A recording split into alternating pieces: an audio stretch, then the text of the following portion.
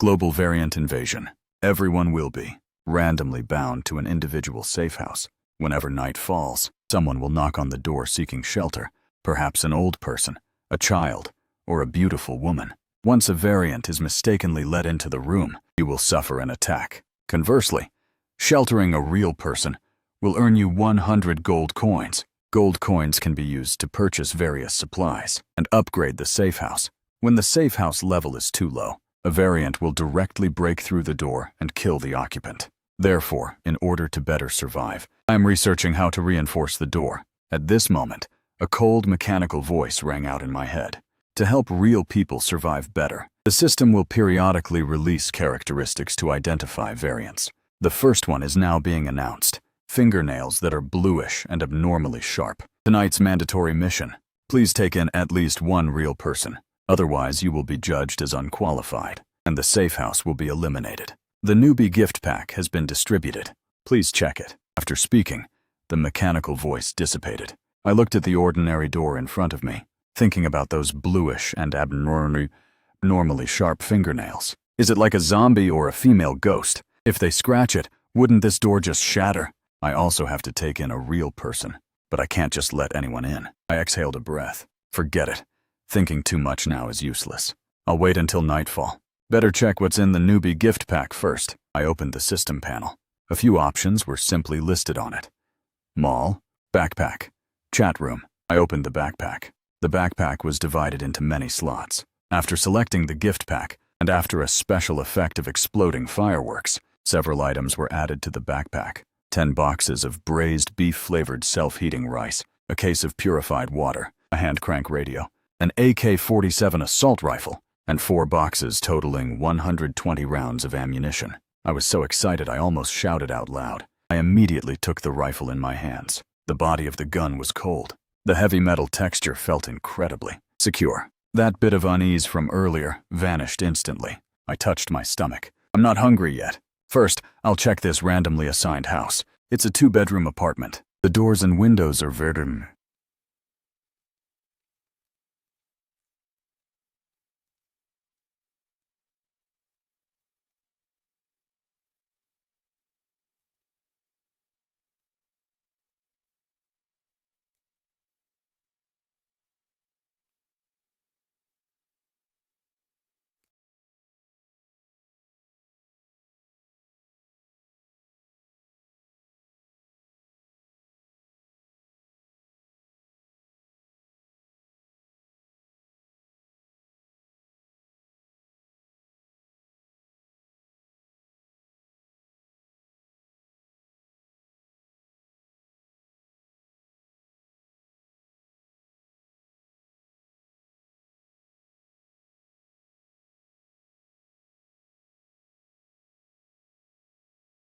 And the balcony railing isn't sturdy either. If a variant launched a full assault, it wouldn't last more than a few minutes. I need to earn gold coins quickly to upgrade it. I looked out through the peephole. The hallway was pitch black. Only the emergency light emitted a faint green glow. At that moment, the mechanical voice rang out again. Night has fallen. Visitors are about to arrive. I immediately gripped the rifle. They were coming. A sudden, urgent knocking sounded outside the door. A girl's voice, sounding like she was crying, accompanied the thudding of the knocks. Is anyone there? Please, open the door quickly. I can't hold on much longer. Hearing it was a girl, I breathed a secret sigh of relief. There is a large strength difference between men and women, even if this girl has an issue. I am confident I can fire the gun. I looked out through the peephole. The light in the hallway was too dim. I only saw a slender figure, shivering all over. She truly looked like a real person pushed to her limit. Stay where you are and don't move. Stick your hand through the door crack. I need to check your fingernails. Global variant invasion. Everyone will be randomly bound to an individual safe house. Whenever night falls, someone will knock on the door seeking shelter. Perhaps an old person, a child, or a beautiful woman. Once a variant is mistakenly let into the room, you will suffer an attack. Conversely, sheltering a real person will earn you 100 gold coins. At this moment, my safe house welcomed its first visitor. Stay where you are and don't move. Stick your hand through the door crack. I need to check your fingernails. If she hesitates or refuses to show her hands, then I won't waste words and will fire directly. The girl outside did not hesitate. She immediately stuck her hand through the door crack. I turned on the flashlight. Under the strong light, the pink fingernails were smooth and rounded, without a hint of bluish tint or sharpness. I relaxed a little in my heart, but I still didn't lower the gun. "Come in." I opened the door. The muzzle aimed at her chest. As soon as the girl entered, she covered her face with both hands, sobbing uncontrollably. She was wearing a white t-shirt and light blue skinny jeans, which outlined a slender waist and smooth leg shape. I locked the door securely and took 2 steps back to maintain a safe distance. My tone was cold. "Stop pretending to cry. Who are you? And what's the situation outside right now?" Only then did the girl see that I was holding a gun. The crying stopped abruptly. She said tremblingly, "My name is Tang Xiaoyue." Everything outside is in chaos. There are variants everywhere, and the moon has become very strange, glowing with an eerie red light. The variants seem more active in the red light. She paused and started crying again. "I escaped with my roommate, Lin Feifei. We knocked on many safe house doors together, but no one was willing to open up. Feifei told me to find a place to hide first, while she went to try other doors. I don't know how she is doing now." After the girl took her hands down, her features were delicate and beautiful. Those big eyes, red from crying, added a touch of a pity-evoking feeling. However, today is different from the past. My ears hurt from her crying, and I said impatiently, "Stop wailing! If she can survive, you will see her again later. If she can't survive, what's the use of you crying?" Just as I finished speaking, the door behind me resounded with a thudding knock again. The sound this time was more urgent than before. A shout came from outside the door. "Xiaoyue! Xiaoyue! Are you in there? Open the door quickly. It's Feifei." Her tone was very similar to Tang Xiaoyue's, filled with anxiety. As soon as Tang Xiaoyue heard it, she shouted loudly, "Feifei! Feifei, don't worry. I'll open the door for you right now." After saying that, she tried to bypass me to open the door. I grabbed her arm firmly. "Who told you to open the door?" She was so anxious her eyes turned red, struggling desperately to break free from my grip. With a tone of confusion and pleading, she said, "She's my roommate, Feifei." "Let her in quickly." I pushed her aside. "I am the homeowner. I decide who gets to come in." She cried out in pain as she fell to the floor. I ignored her and looked through the peephole. A slightly shorter girl was standing outside. I repeated the same instructions to her that I had given to Tang Xiaoyue. She hesitated and did not move. I felt uneasy in my heart. This girl was a bit strange. I'm afraid she might be a variant. At this moment, Tang Xiaoyue shouted anxiously behind me, "Feifei! Quickly stick your hand over here. You can come in as long as he takes a look.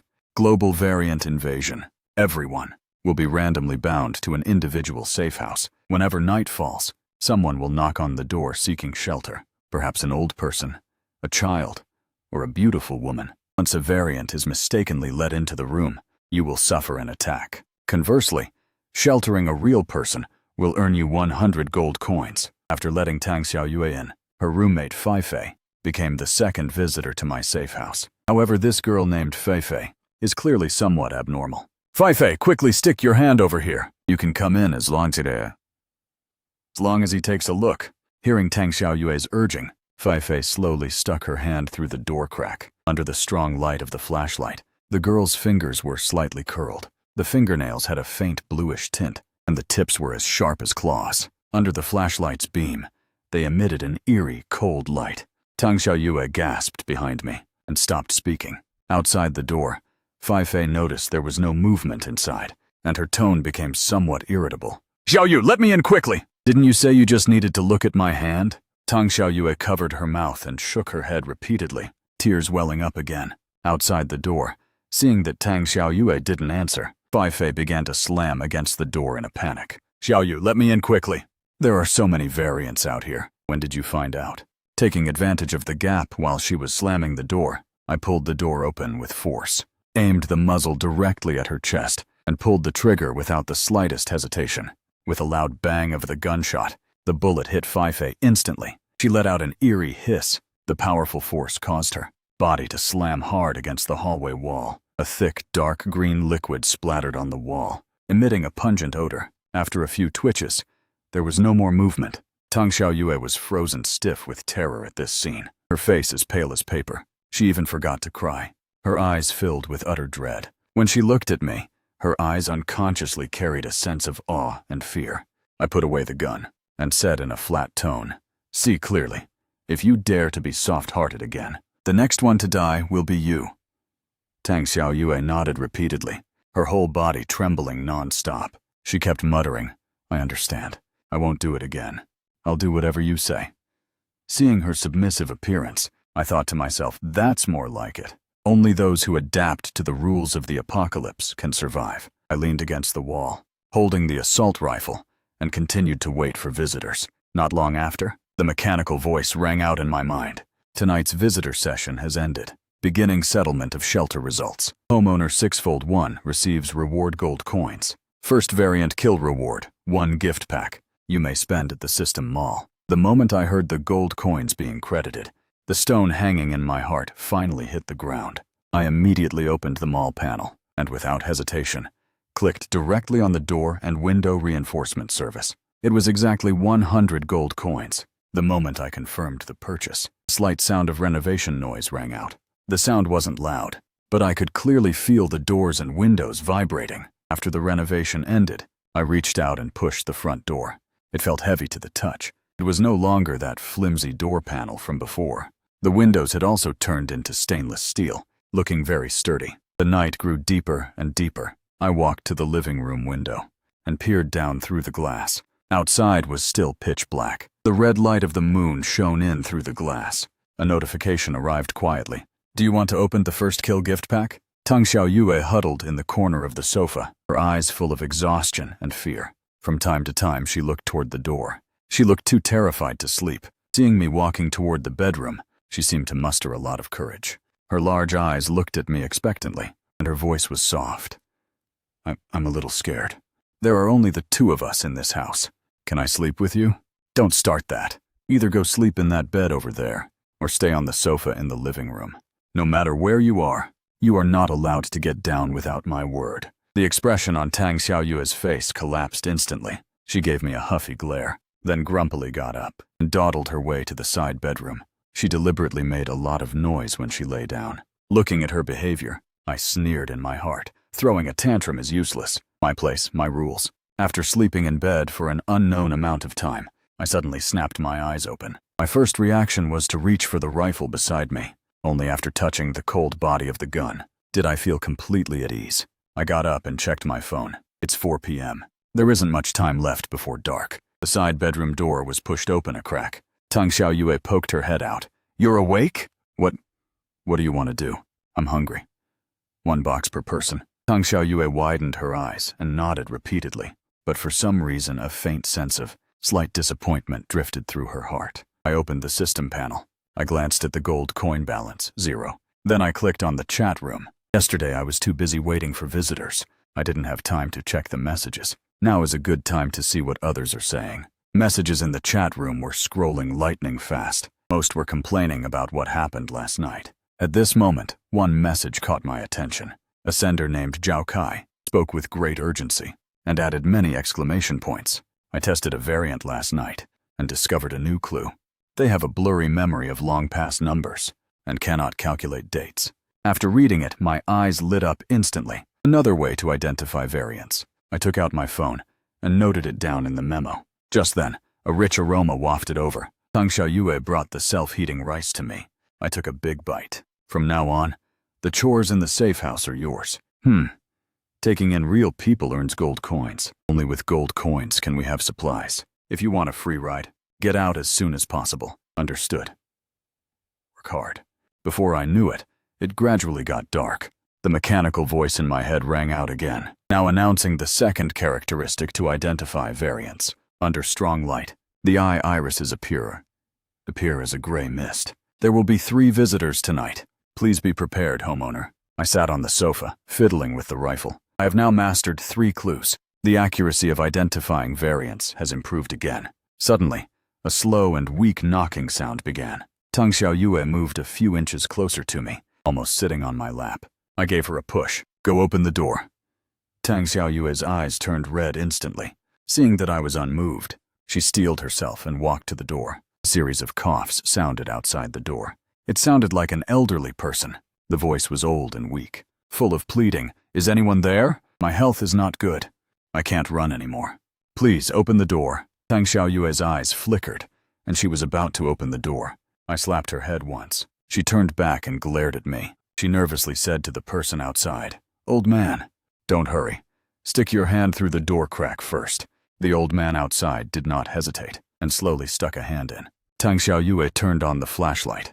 She looked closely under the strong light, then turned back and shook her head at me. His fingernails are light brown, not bluish and not sharp. Check his eyes too. See if there are any changes in the iris.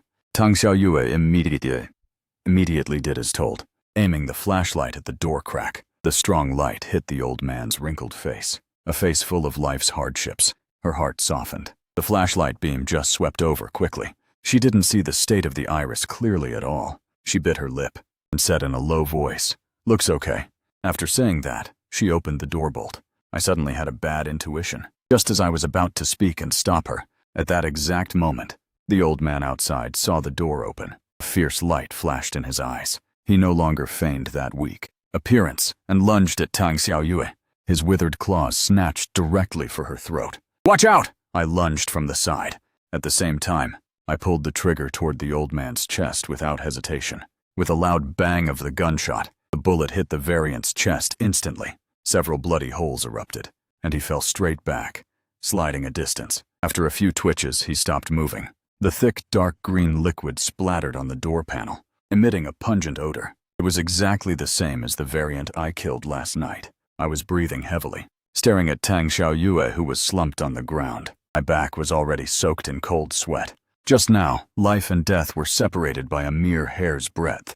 "What are you doing? How did I teach you?" Tang Xiaoyue's face was deathly pale. Her lips trembled. "Speak." Her eyes were full of panic and lingering fear. You felt soft-hearted and pitied him. If I had been a second late just now, the one lying on the floor right now would be you. Tang Xiaoyue's tears burst out instantly. She lowered her head, her shoulders shaking uncontrollably. "I know I was wrong. I will check carefully from now on. I will never be negligent again." She looked up at me, her bloodshot eyes filled with grievance and guilt. She grabbed my arm tightly. "I will never be soft-hearted again. I will only listen to you. Please don't kick me out." I remained unmoved, looking at her coldly. In my heart, however, I was thinking, this is 100 gold coins a day. How could I possibly kick her out? This is the last time. If you still can't adapt to this current apocalypse, then don't drag me down. Tang Xiaoyue's eyes grew determined. She nodded heavily. "Then what are you still doing?" "Wipe the door panel clean."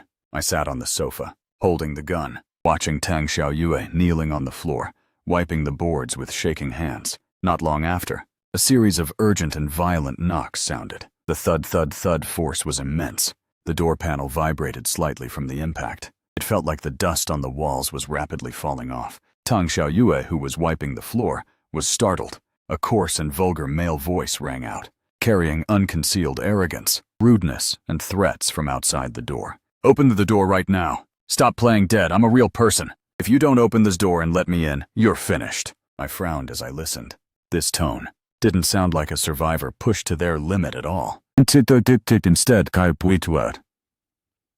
sounded like a street bully, trying to intimidate others, just because he has some strength. A flash of fear crossed Tang Xiaoyue's eyes. She subconsciously leaned closer to us and whispered, "He sounds so mean." I patted her arm to signal her to calm down. My tone was cold. "What are you afraid of? Whether he's a real person or a variant, we'll know after checking. Even if he's human, if he dares to act wild here, I'll deal with him just the same." The man outside, seeing that no one spoke, kicked the door panel hard with an even fiercer tone. With a loud bang, "Did you people inside hear me? If you don't open the door, I'll smash it down." Tang Xiaoyue took a deep breath, clutching the flashlight in her hand tightly, ready to check at any moment. Lowering her voice, she shouted, "Stop yelling! Stick your hand through the door crack. If there's no problem after the check, we'll let you in." The man outside cursed a few times and impatiently stuck a hand in. His tone was arrogant. "Check, check, check. Go ahead and check. If you delay me, I'll make you regret it." I moved closer to the door crack, using the light from Tang Xiaoyue's flashlight to carefully examine his fingernails. They were dull black and trimmed very short, not bluish and not sharp, fitting the characteristics of a real person. Tang Xiaoyue then aimed the flashlight at his eyes and checked them carefully. She turned back and shook her head at me. The iris is normal. It's not Misty. He's a real person. Tang Xiaoyue opened the door slightly, her tone still nervous. Come in. The man pushed the door open roughly and swaggered inside. He was tall and burly, with a hideous scar on his face, and he was clutching a switchblade in his hand. He started looking around as soon as he entered. His greedy eyes swept across the ammunition and the remaining self-heating rice on the coffee table. He muttered, Damn, I didn't expect this crappy apartment to have so many good things. Looks like I've come to the right place. He turned to look at me and Tang Xiaoyue. From today on, this safe house belongs to me. You two will be my lackeys, responsible for finding supplies and guarding the door. If you dare to disobey, I'll use this knife. As he spoke, he brandished the switchblade in his hand. The blade glinted under the light. Clearly, he didn't respect us at all. Tang Xiaoyue was trembling with fear, subconsciously hiding behind me. I, however, remained standing where I was, the rifle in my hand slightly raised, my eyes cold without a trace of warmth. A killing intent instantly surged in my heart, daring to act wild on my turf, wanting to steal my supplies and take over my safe house. This is simply seeking death, I sneered, aiming the rifle at him. Is that so? Then I should let you know what truth really looks like. Seeing this, a drop of cold sweat rolled down the man's forehead. Who are you trying to fool with that toy? Before he could finish, I pulled the trigger. The man's eyes widened as he looked at the still smoking barrel. A real person. You actually dared to. After speaking, the man collapsed to the floor. Bright red blood flowed out, proving that this person was not a variant. But even if it's a normal human, I absolutely do not accept everyone who comes. The homeowner is me, and it can only be me. Any existence that could potentially threaten my safety, I will eliminate. Tang Xiaoyue did not express any dissatisfaction with my actions. She simply turned her head away. Now we just need to wait for the last person, right? I pointed toward the far corner of the hallway. No need to wait. Someone was just peeking from the corner. It should be the third visitor. He has already been scared away. I went back into the room and locked the door. At this time, a system notification sounded in my head. Tonight's visitors have all finished. Beginning settlement of shelter results. Because no new survivors joined, I still only received 100 gold coins. Food and water are currently sufficient, so I decided to save the money first. The arrival of the gold coins means that tonight's crisis has ended. My nerves, which had been tense all night, finally relaxed. Just as I closed my eyes to sleep, the knocking sounded again. My scalp began to tingle. I didn't want to get out of bed to open the door, but the familiar mechanical voice rang out again. A mysterious visitor has arrived. Please open the door to welcome them within 10 seconds. Otherwise, the visitor will ignore defenses and enter by force. Naturally, I didn't want to be the first one to walk into a trap, so I thought about having Tang Xiaoyue open the door for me. I turned on the light to look, only to find Tang Xiaoyue with her eyes rolled back. She had already fainted from fear. I cursed under my breath and had to jump out of bed with my gun. I slowly pulled the door open. I have a gun in my hand! Who is outside disturbing my rest? A man's voice came from above the door crack. I am very sorry, sir, for disturbing your rest, but I still hope you can put down the gun and speak with me calmly. I followed the sound and looked up. After seeing the visitor's appearance, my vision went dark. It was actually a silver-robed man, 6 meters tall. The man was pale and wore a smile. Sir, please answer my question truthfully. Is there anyone else in your house besides you? Facing this supernatural, terrifying existence, I didn't even have the thought to resist. I could only steel myself and give him a look. There is also a girl named Tang Xiaoyue in the dormitory.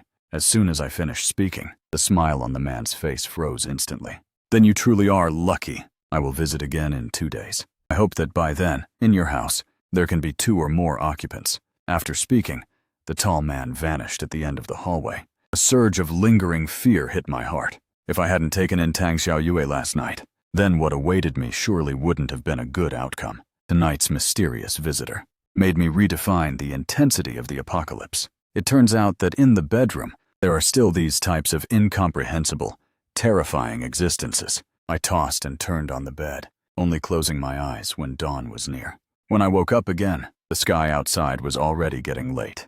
I opened the chat room. A homeowner named Zhao Kai sent a series of messages. In order to figure out what the variants really are, I intentionally let one into the house. Variants have very blurry memories of the distant past and will make common-sense mistakes. After Zhao Kai's message was shared, the group was immediately flooded with comments. Blessings to the good man for life. I also quickly noted down this new method of identifying variants. The time reached 6 o'clock. The mechanical voice rang out in my head. Today, I want to grandly introduce a group of heroes to everyone, and that is the Chu-Wei Emergency Force. Their researchers have discovered that the eyes of variants will appear red and swollen. There will be 3 visitors tonight. Please make your identifications carefully, homeowners. Chu-Wei Emergency Force will continue to fight for the survival of humanity. I wish everyone a safe night. I looked at the computer screen, lost in thought. A new identification method was announced today, which means the previous methods might become ineffective. The variants are also evolving to escape detection. With the experience of the first 2 nights, I was no longer that nervous. I opened the game and waited for the visitors to arrive. Not until 12 o'clock did a knocking sound come from outside the door. Tang Xiaoyue walked to the door and opened a small crack. An old man in tattered clothes stood in front of the dormitory. "Little girl, can you let me in? I can't walk much further." Hearing this, Tang Xiaoyue nodded. "It's possible. But I'll have to trouble you, Grandpa, to undergo a check first."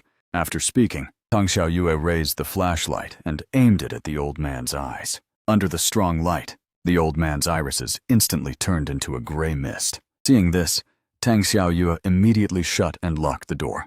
"That old grandpa at the door must be a variant." I patted Tang Xiaoyue's shoulder. "Good job. You are maturing very quickly." Tang Xiaoyue's transformation made me very gratified. Although as the homeowner, taking in survivors allows me to profit, I naturally prefer to take in useful people. In the blink of an eye, it was 4 a.m. There was only a little over an hour left until dawn, but only one visitor had come tonight. I leaned back in the chair and closed my eyes for a short nap. Just as I was about to fall asleep, the knocking sounded again. I quickly entered my state, holding the gun and hiding behind the door like a camper. Tang Xiaoyue pulled the door open a crack, but after she poked her head out, she froze for a moment. Because the last 2 visitors had arrived at the same time, and they were a father and daughter. The daughter was hiding behind her father, crying. The middle-aged man looked at Tang Xiaoyue with sincere eyes. "This is my daughter, Xiaowei. Excuse me, is there still room in your house? If there is, please, I beg you to take her in." Hearing this, I walked to the door carrying the rifle. "There is space, but if you want to come in, you must first undergo my check." The man nodded and pushed his daughter forward. "We understand the rules." Tang Xiaoyue turned on the flashlight to illuminate Xiaowei's eyes and found that her entire eyeballs were very red and swollen. Tang Xiaoyue immediately looked at me in terror. "Her eyes are red." Hearing this, I aimed the muzzle at Xiaowei at the door. "You certainly acted the part well. I almost let you in." Xiaowei was so scared she crouched on the ground, crying and screaming. Her father quickly waved his hands. "That's impossible, handsome. There must be some kind of mistake." Tang Xiaoyue grabbed my arm. "This little sister seems to have been crying this whole time. Do you think her eyes are red from crying? She might not be a variant at all." I stared at the 2 people outside. At the same time, I thought about the rules in my mind. The rules state that when the number of variants inside a house is greater than or equal to 2, only then will they start killing. Even if this Xiaowei is truly a variant, she would have to stay in the dormitory obediently. After figuring this out, I slowly lowered the muzzle of the gun. Xiaowei's father breathed a sigh of relief, then patted her head. "Hurry up and go into the brother's room." "Dad, he wanted to kill me just now. I don't want to go in." But the man directly pushed his still-crying daughter through the door. Then he bowed deeply to me. "Handsome, I'll leave her to you from now on. I still have to find her mother. Is it convenient to tell me what happened?" 2 days ago, our family was hiding in the basement. Then my wife suddenly received a text message to go to a place specifically for taking in survivors. My wife said she would go check the situation first, and if it was safe, she'd come back for me and our daughter. But since she left, we've lost contact. Until tonight. My phone also received a text message telling me to come to Nanchang apartment 207 to seek your shelter. Then the 2 of us ran all the way here. After hearing these words, stormy waves rose in my heart. So this is how the daily visitors arrive. There is a pair of giant hands, simultaneously manipulating the fates of homeowners and survivors. But what is their purpose? I pulled back my thoughts and said goodbye to him. I locked the door and sat back in my chair, quietly waiting for today's settlement. A moment later, the computer broadcasted, System Day 3 settlement complete. Homeowner 6-1 sheltered 2 humans. Received reward, 200 gold coins. Now that the apartment has sheltered an additional person, there's no need to worry about the mysterious tall man's next visit. The short-term survival crisis is temporarily resolved. Now it's time to plan for the long term. Therefore, I decided to go out and explore tomorrow after dawn. I don't even know if there's danger around us after the apocalypse. In case the apartment can't be held one day, it would be good to have a place to run. After waking up, I opened the chat room to contact Zhao Kai. After all, the risk of going out is too great. I must find a reliable ally to ensure my own safety. And Zhao Kai, the tough guy who dared to invite a variant into his house, is the most suitable candidate. I searched for Zhao Kai's profile picture and then sent him a private message. Luja, are you awake, brother? I have something important to tell you. The other party replied almost instantly. Zhao Kai, what's up, brother? Seeing this, I immediately typed back. Luja, brother, I plan to go out and explore tonight. I wanted to ask if you had any interest in teaming up. After 2 minutes of silence, a new message finally arrived. Zhao Kai, it's possible, but we don't know each other's location yet. Luja, I'm in Nanchang apartment, unit 207. Zhao Kai, brother, what a coincidence. I'm also in Nanchang apartment, in the underground garage duty room. Maybe the two of us really can go out and take a look. I got excited the moment I saw the message. Luja, then brother Zhao Kai. Let's meet at the community's central garden at 3 p.m. this afternoon. I saw people gathering down there a couple of days ago. It's a good chance to see what's going on over there. After receiving a positive reply, I began making final preparations. There are currently over 90 rounds of ammunition left. This stuff is a non-renewable resource. Every shot fired is one less available. Taking 20 rounds should be enough. I put the bullets in my pants pocket for easy access at any time. At this moment, Tang Xiaoyue walked up to me with self-heating rice. The rice will be finished after today. I plan to explore the neighborhood today. Maybe I can bring back some food. Hearing this, Xiao Wei immediately looked at me with eyes full of admiration. The daily mechanical voice rang out on time. However, today it brought a piece of truly good news. System starting today. When you execute a variant trying to sneak into your room, there will be a reward of 100 gold coins. After hearing this news, a wave of joy hit my heart.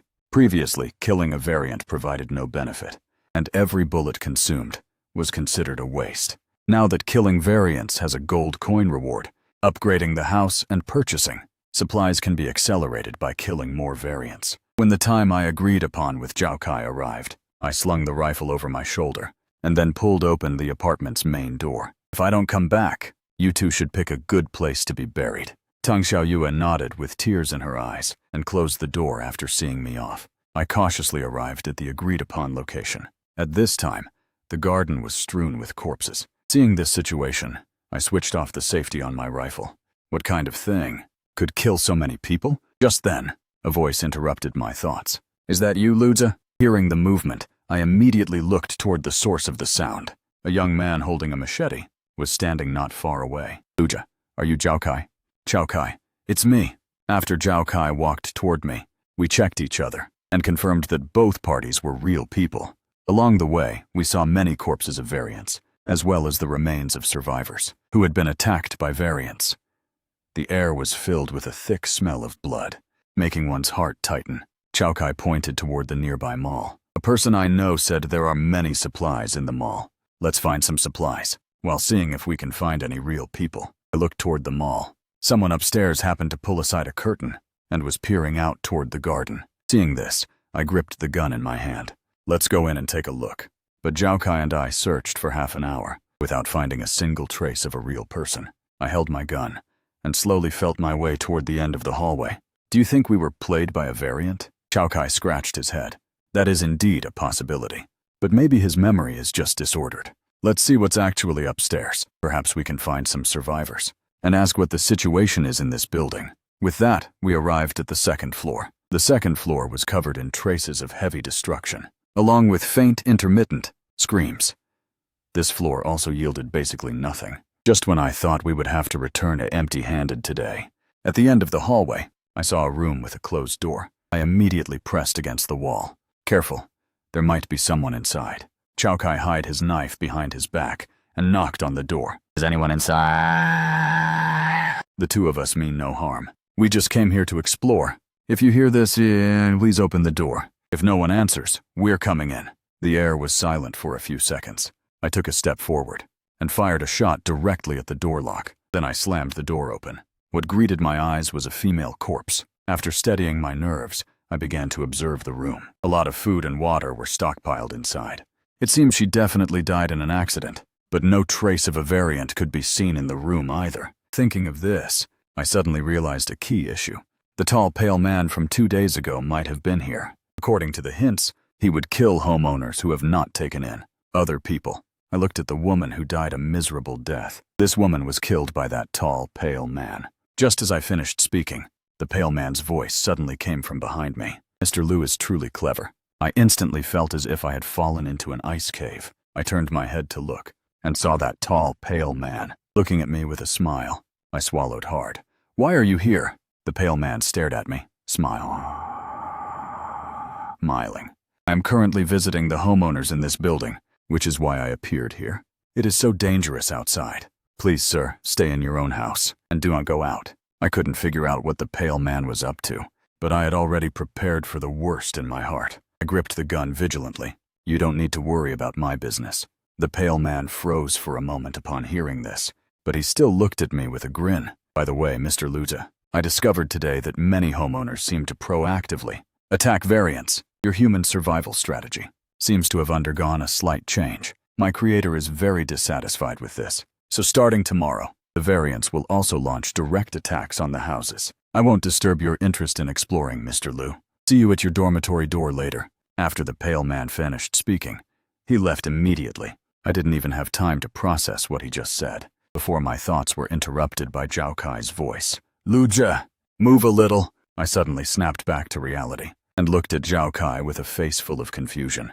Zhao Kai finally breathed a sigh of relief. Brother, can you not be so scary next time? After you finished speaking, you suddenly stopped moving. I thought you were possessed. I gave a bitter laugh. It was pretty much like that. But then I noticed something slightly wrong. Zhao Kai had been guarding the door the whole time, yet he didn't see the tall man leave. Is it possible he can teleport? I decided to tell Zhao Kai about what just happened later. For now, I'll focus on the task at hand. I pointed at the food in the room. Time's almost up. Let's take the food from this room first. We'll come out to find a supermarket when there's an opportunity later. Zhao Kai nodded after hearing this. I was thinking the same thing. Then we began to organize the supplies. There was quite a bit of food in this girl's room. We ended up with 2 large bags worth of stuff. My backpack was stuffed to the brim, while Zhao Kai found a hand carry bag to carry the other half. I hummed a little tune as I reached the door, getting ready to leave. But then I heard some faint footsteps in the hallway. I shined the flashlight down the hallway. The scene in front of me made me gasp. I originally thought there was no one outside, but when the light reached them, I discovered swarms of variants gathered in the hallway. Those caught in the light all had misty irises or blood-red eyes. I froze for a moment, then turned and bolted. While running, I didn't forget to warn Zhao Kai. Run! It's full of variants out here.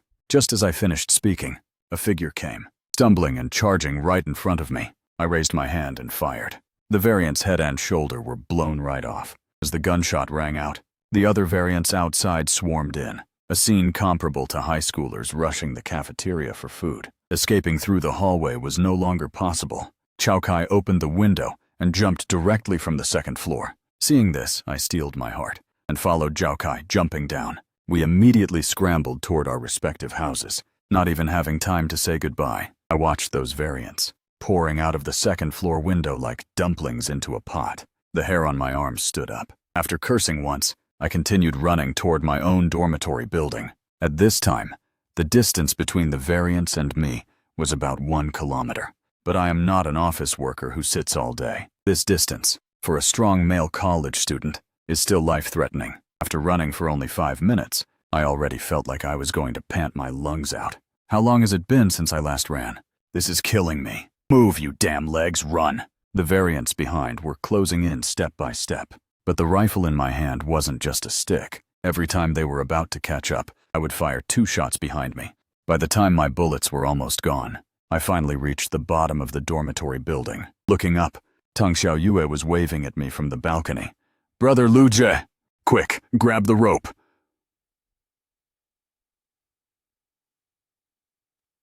There are also variants inside this building. Whatever you do, don't come up the stairs. Hearing this, I immediately tied the rope around my waist. Tang Xiaoyue grabbed the rope, and then looked at Xiao Wei beside her. "Quick, pull with me." Next, the two of them used every ounce of strength to pull me up. The variants who chased me to the bottom of the building could only watch me rise with unwilling eyes. The thrill of surviving the ordeal made me laugh out loud. I gave the variants below an internationally friendly gesture. "Still want to mess with your Grandpa Lu? Go practice for 2 more years." However, while I was steadily rising, I suddenly felt a sense of weightlessness. I looked toward the balcony in a panic.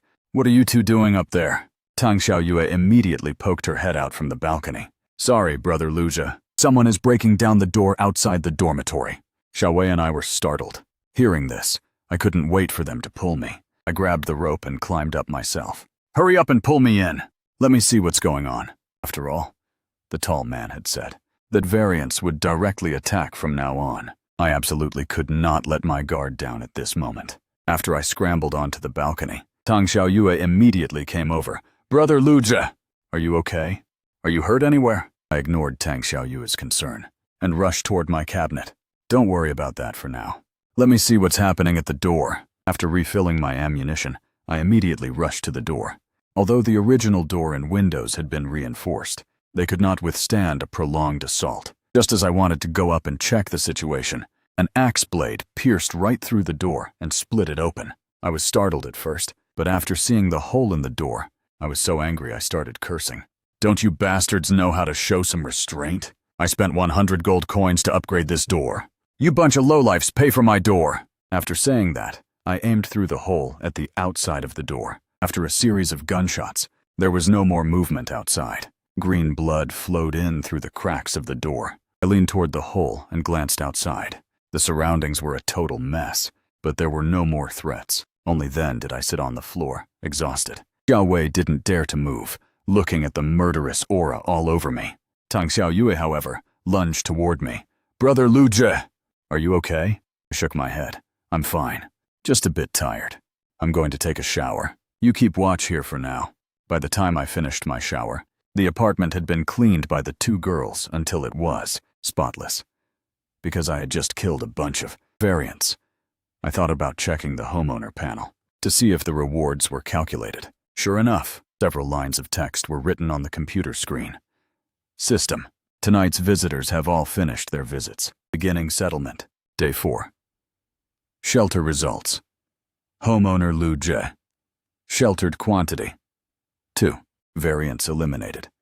8. Received reward. 800 gold coins. Kill bundles. 2. I tapped on the kill count and found that rewards are only given for killing variants who were trying to break down the door. I clicked on the description for the kill bundles. Special rewards for killing variants. Opening a bundle may grant any arbitrary reward. I get it. This is equipment dropped from killing mobs. I immediately opened the homeowner panel and opened one of the bundles. System. Congratulations, you have obtained an upgrade card. An upgrade item might be any item to the next level for free. After getting the upgrade card, I was overjoyed. This is good stuff, but using it to upgrade the door would be a bit of a waste. I'll save it for later use. Next, I opened another bundle. This time, I obtained some basic construction materials. It's still pretty decent. I thought about the threats I might face in the future. Just improving the main door is definitely not enough. I need to find a way to increase the safe house's counterattack capability. Thinking of this, I opened the shop option and started searching through the categories. Suddenly, I saw one of the options, turrets. I clicked to open it. Inside were various active defense weapons, ranging from manually operated arrow towers to turrets capable of firing shells. Everything was available here. The higher the level of the turret, the more expensive the resources and gold coins required. Besides that, the installation of turrets also has essential requirements, the most important of which is the house area. If the area isn't large enough, high-level turrets definitely cannot be installed. Otherwise, with one shot, whether it could kill a variant is unknown, but it would definitely collapse my dormitory from the shock. Right now, the only thing I can build is a simple arrow tower. I opened the description of the arrow tower. Simple arrow tower. Requires one person to operate, and one to reload. Can cause damage to unarmored targets. The materials for building the arrow tower cost about 2,000 gold coins. But fortunately, I just got a lot of materials from the bundles. By adding 600 gold coins myself for the rest, I can build the arrow tower. Then, I used all the remaining 500 gold coins to upgrade the doors and windows. Upgrade of doors and windows successful. Beginning installation. As the system notification was issued, the sound of renovation came from outside the door. After 10 minutes of noise, the apartment's main door was replaced with a heavy steel door. The peephole on the door became an observation window, and there were holes through which weapons could be extended to attack. I looked at Tang Xiaoyue excitedly. This provides a much greater sense of security than the previous door. From now on, I no longer have to risk my life to check visitors. After hearing this, Tang Xiaoyue glared at me poutingly. When did you ever risk your life? It was clearly me who went to open the door every time. I gently patted her head. Don't worry about those details. Then I opened the warehouse panel again. Install arrow tower. It took nearly half an hour for the arrow tower to finally be completed. The moment the construction was finished, the system's voice suddenly echoed in the dormitory. Congratulations to the homeowner. Dormitory defense level has been upgraded to level 3. The homeowner now has the ability to shelter more people. Daily survivor settlement rewards increased by 100 gold coins. Hearing this, I was overjoyed. Are there such rewards after upgrading? Starting tomorrow, for each survivor I shelter, I can now receive 200 gold coins at settlement. Xiao Wei and Tang Xiaoyue were all happy.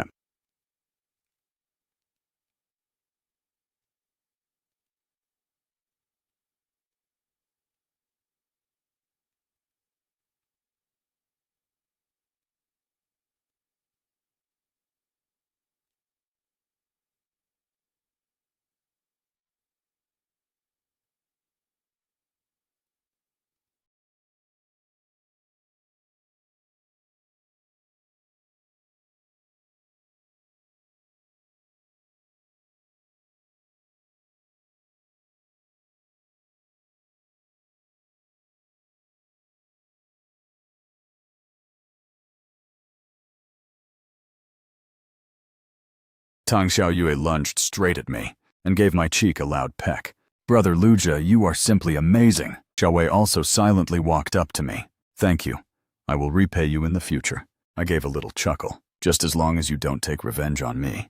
After I had upgraded the entire dormitory, the first visitor finally arrived. Someone knocked on the door again after the settlement was finished. Without even thinking, I knew the tall, pale man had come. I opened the observation window of the main door. The pale man's face was pressed right against it. He stared at me intently. I would like to ask Mr. Luji a question. Please answer truthfully. In your house, are there 2 or more survivors besides yourself? I tried my best not to focus on his terrifying face. Yes, there's another 18-year-old girl now. The smile on the pale man's face vanished. Then you truly are quite lucky with the ladies. I hope you'll still be this lucky next time. I will visit again in 2 days. At that time, there must be at least 4 survivors in your house. Survival will become even more difficult from now on. Please be sure to survive until we meet again. The pale man left after he finished speaking. Seeing this, I sat back in my chair and breathed a sigh of relief. Only then did Tang Xiaoyue, who was hiding in the side bedroom, poke her head out. Brother Lu Jie, that man who looks like a ghost. Where on earth did he come from? He's so terrifying. I shook my head. I don't know either, but the feeling he gives me is like some kind of inspector. He checks to see if the homeowners have completed the goals he set. Those who haven't completed them will be eliminated. Tang Xiaoyue looked at me with a face full of worry. What if the requirements he gives us keep getting higher? Until we can no longer complete them? I sighed. Then I don't know either. Then I changed the subject. But I believe there will definitely be a way. As long as we are alive, we still have a chance. My house can be upgraded. One day, it will be upgraded to the point where variants cannot break the defense. Maybe we can hold on until the end of the apocalypse. After I finished speaking, Tang Xiaoyue immediately lunged at me. Brother Lu Jie, with those words from you, I'm not afraid anymore. Both Xiao Wei and I believe in you. After a long day of tossing and turning, we were all exhausted. Under the protection of the upgraded house, I finally had a rare, peaceful sleep. Waking up the next day, I sat on the sofa as usual. Looking at the chat records in the chat room, I typed to ask, "Are you guys okay, brothers?" I feel like everyone has stopped talking in the group. Only a few homeowners responded to me. Homeowner A: "Is it possible that most homeowners are dead?" Homeowner B: "We are considered the lucky ones." Homeowner C: "That's for sure." I took a look at the homeowner group in the chat room. 70% of the profile pictures had turned gray. Only about 30 people were still alive. Fortunately, Zhao Kai's profile picture was still lit. At this time, he also popped up in the group. Regardless, everyone just try your best to stay alive. Today's broadcast is about to start. Business first. As the time reached 6 o'clock, the broadcast started on time. The cold mechanical voice rang out punctually. I feel a bit nauseous now whenever I hear this voice, because hearing it means the disaster is still ongoing, and everyone needs to continue struggling in the apocalypse. System: long time no see, survivors. Following yesterday's announcement that killing variants can earn rewards, has everyone given it a try? The kill leaderboard will be announced in the homeowner groups of each region later. You can see if your name is on the list. At the same time today, I still bring you a piece of good news. The Chue Emergency Force has completed preliminary research on the variants. Starting today, our heroes will go deep into each region to begin exploration. Homeowners, please do not panic when you see emergency force personnel and cooperate fully with the emergency personnel's investigation. Defiers will be punished. Hearing this, Xiao Wei also turned her head to look at me. Beside me, Tang Xiaoyue couldn't help but let out a cheer. "That's great. Brother Luja, did you hear that? People from the emergency force are coming. Are we saved?" I shook my head. Don't get your hopes up too early. Where did this Chue Emergency Force organization come from? I've never even heard of them. Don't imagine them as some kind of saviors. The only thing that can save us now is the dormitory we are living in. Everything else is useless. Even if they come, I don't think they can solve the problem. I don't have any good feelings toward this Chue Emergency Force. If they really wanted to save people, they would have appeared at the start of the apocalypse. Why wait until now? Furthermore, what kind of role are they playing in this apocalypse? I still have no idea. If these variants were created by them, we really can't say for sure. Then I turned my attention back to the system. Next, it brought another piece of heavy news. System: according to the latest findings of the Chue Emergency Force, the characteristics to distinguish variants have increased again. Some variants have replaced humans burned to death by high temperatures, so they will have burn marks on their bodies. There will be 5 visitors today. Homeowners must check carefully during screening. After speaking, the mechanical voice faded. The kill leaderboard for variants in District A also appeared in the group chat. I took a look. Sure enough, I topped the list with yesterday's 6 kills. I had expected this, so I wasn't very surprised. But the fact that second place wasn't Zhao Kai is what piqued my interest. Wang Ping, I've never seen this name before. Anyone who has ever spoken in the group, I have more or less some impression of them. Is it possible this guy has been lurking until now, without saying a single word? At this moment, Xiao Wei was standing by the balcony peering down, seemingly seeing something. She turned her head toward me and shouted in shock, "Stop chatting, you two! Quick, come look down here.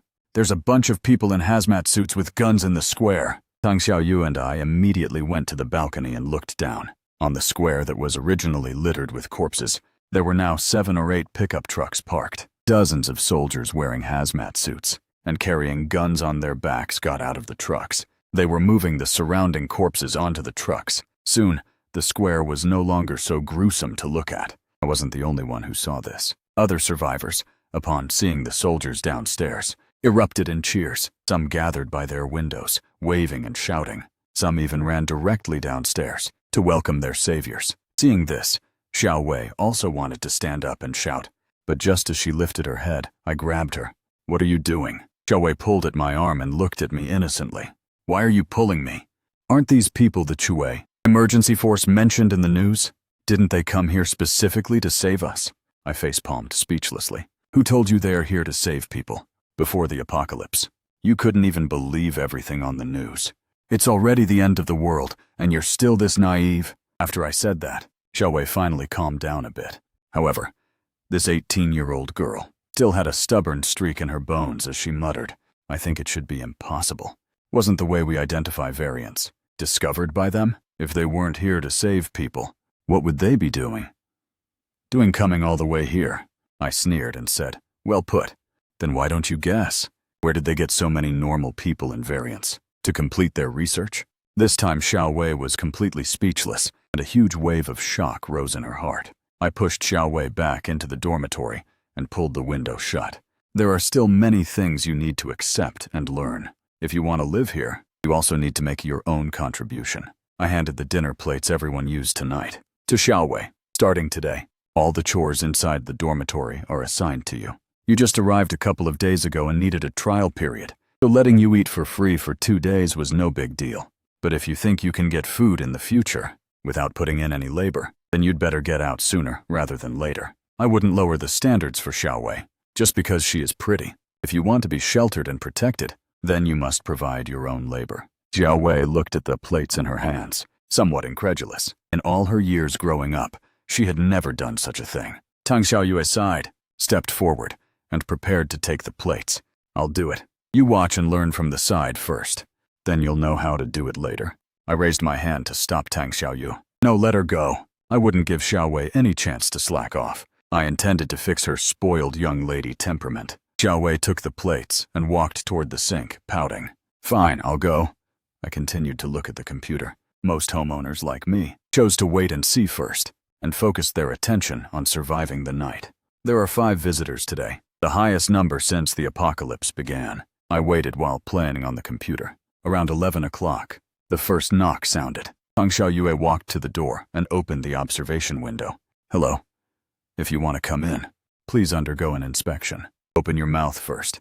Before Tang Xiaoyue could even finish her sentence, she saw the person at the door grinning with wide teeth. Those teeth were arranged unnaturally neatly, and his eyes were blood-red with irises like gray mist. The moment the observation window opened, he reached his hand inside the door, trying to unlock it from the inside to enter the house. Tang Xiaoyue was so scared that she fell to the floor. "Brother Luja, this person is a variant." I ran behind the arrow tower. "Okay, leave it to me. This time, I plan to use the arrow tower to take out this variant. Bullets are precious. So far, the shop hasn't opened them for purchase yet. It's likely because my defense level is not high enough, so some products are restricted." I operated the arrow tower to aim at the observation window. This arrow tower isn't difficult to operate. Tang Xiaoyue also took the opportunity to open the weapon port on the iron door. The variant's chest area was completely exposed. That variant found a hole opened in the door and curiously bent over to check. But the moment he lowered his head, a bolt over 1 meter long was shot directly at his face. I accurately hit the center of the variant's forehead, even though it is the hardest bone in the human skeleton. The head appeared very fragile in front of the arrow tower. The bolt pierced straight through the skull. The variant's corpse went limp on the ground. After clearing the corpse, I pondered whether to let anyone in tonight. Tomorrow night, the tall, pale man is coming to inspect the dormitory. It needs to house 4 or more survivors inside. That means I need to take in 2 more people. I hope my luck is better and some human survivors come quickly. I prayed silently in my heart.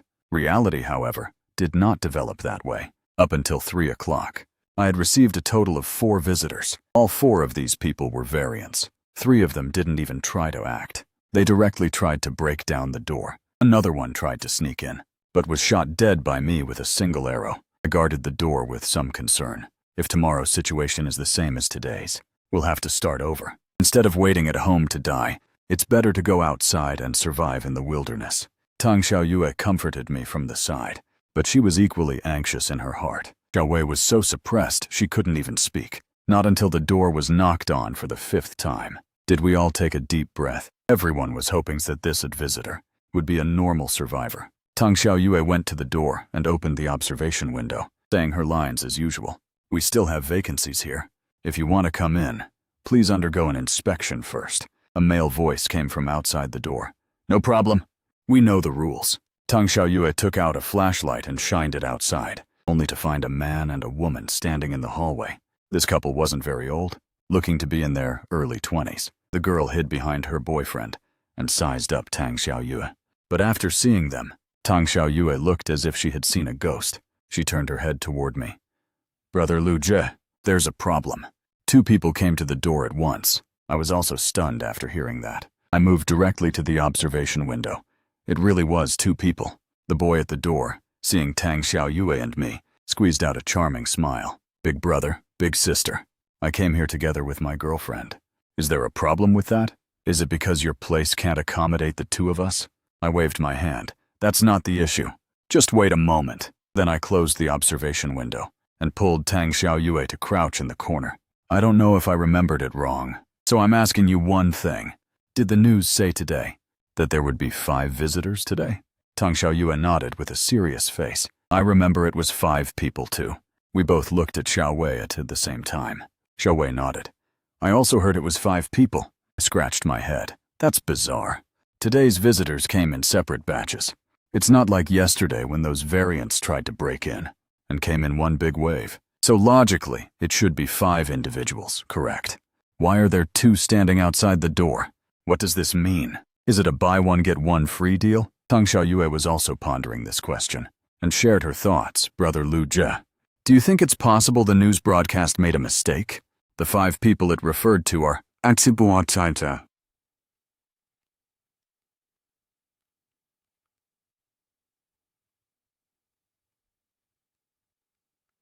people.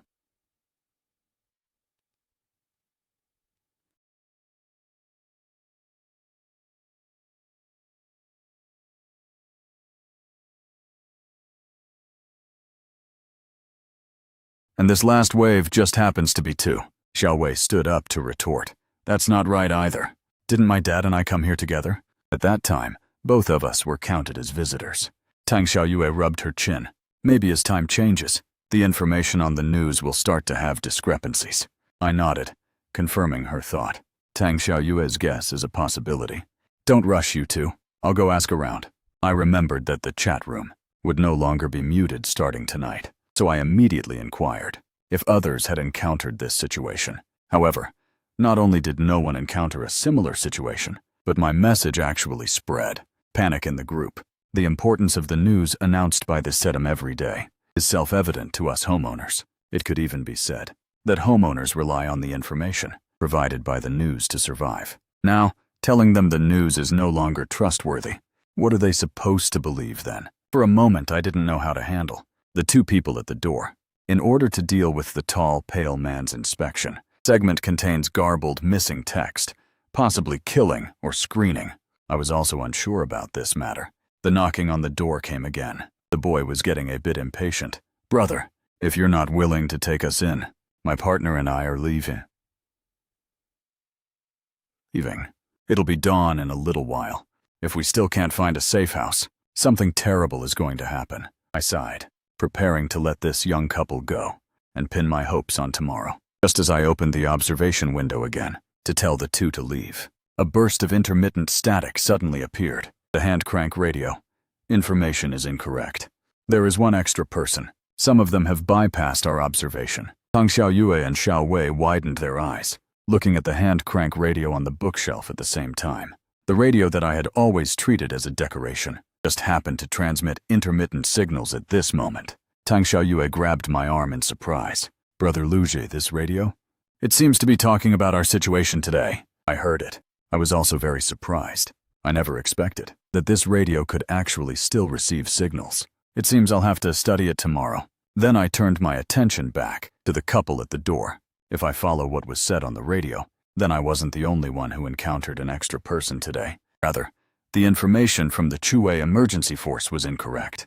In that case, I don't need to be afraid. I'll just treat the 2 of them as normal survivors and inspect them. Thinking of this, I looked at the 2 outside the door. You 2 don't have to leave. I can accommodate both of you here. But before coming in, you must undergo an inspection. An expression of relief appeared on the boy's face. Then you'd better be quick. It's about to be dawn. I turned on the flashlight. I know what I'm doing. Don't rush me. Stick your hands out so I can check your fingers. The 2 of them held hands and reached them in. Both of them passed this first inspection. I then shined the flashlight into their eyes. Everything was normal there too. Last item, the 2 of you, take off your clothes. Except for necessary covering, leave nothing else. Upon hearing this, the boy pointed at me. What kind of inspection method is this? You wouldn't be trying to take advantage of my girlfriend, would you? That's not happening! I haven't even seen it yet. So how could it be your turn? I rolled my eyes at him in frustration. I have 2 female survivors in my dormitory. Which one of them isn't prettier than your girlfriend? The boy continued to argue with a flushed face. That's still not okay. We aren't staying at your place. At worst, I'll let another homeowner take me in. Liu Nian, let's go. The boy was about to pull his girlfriend away after speaking, but Liu Nian shook off the boy's hand.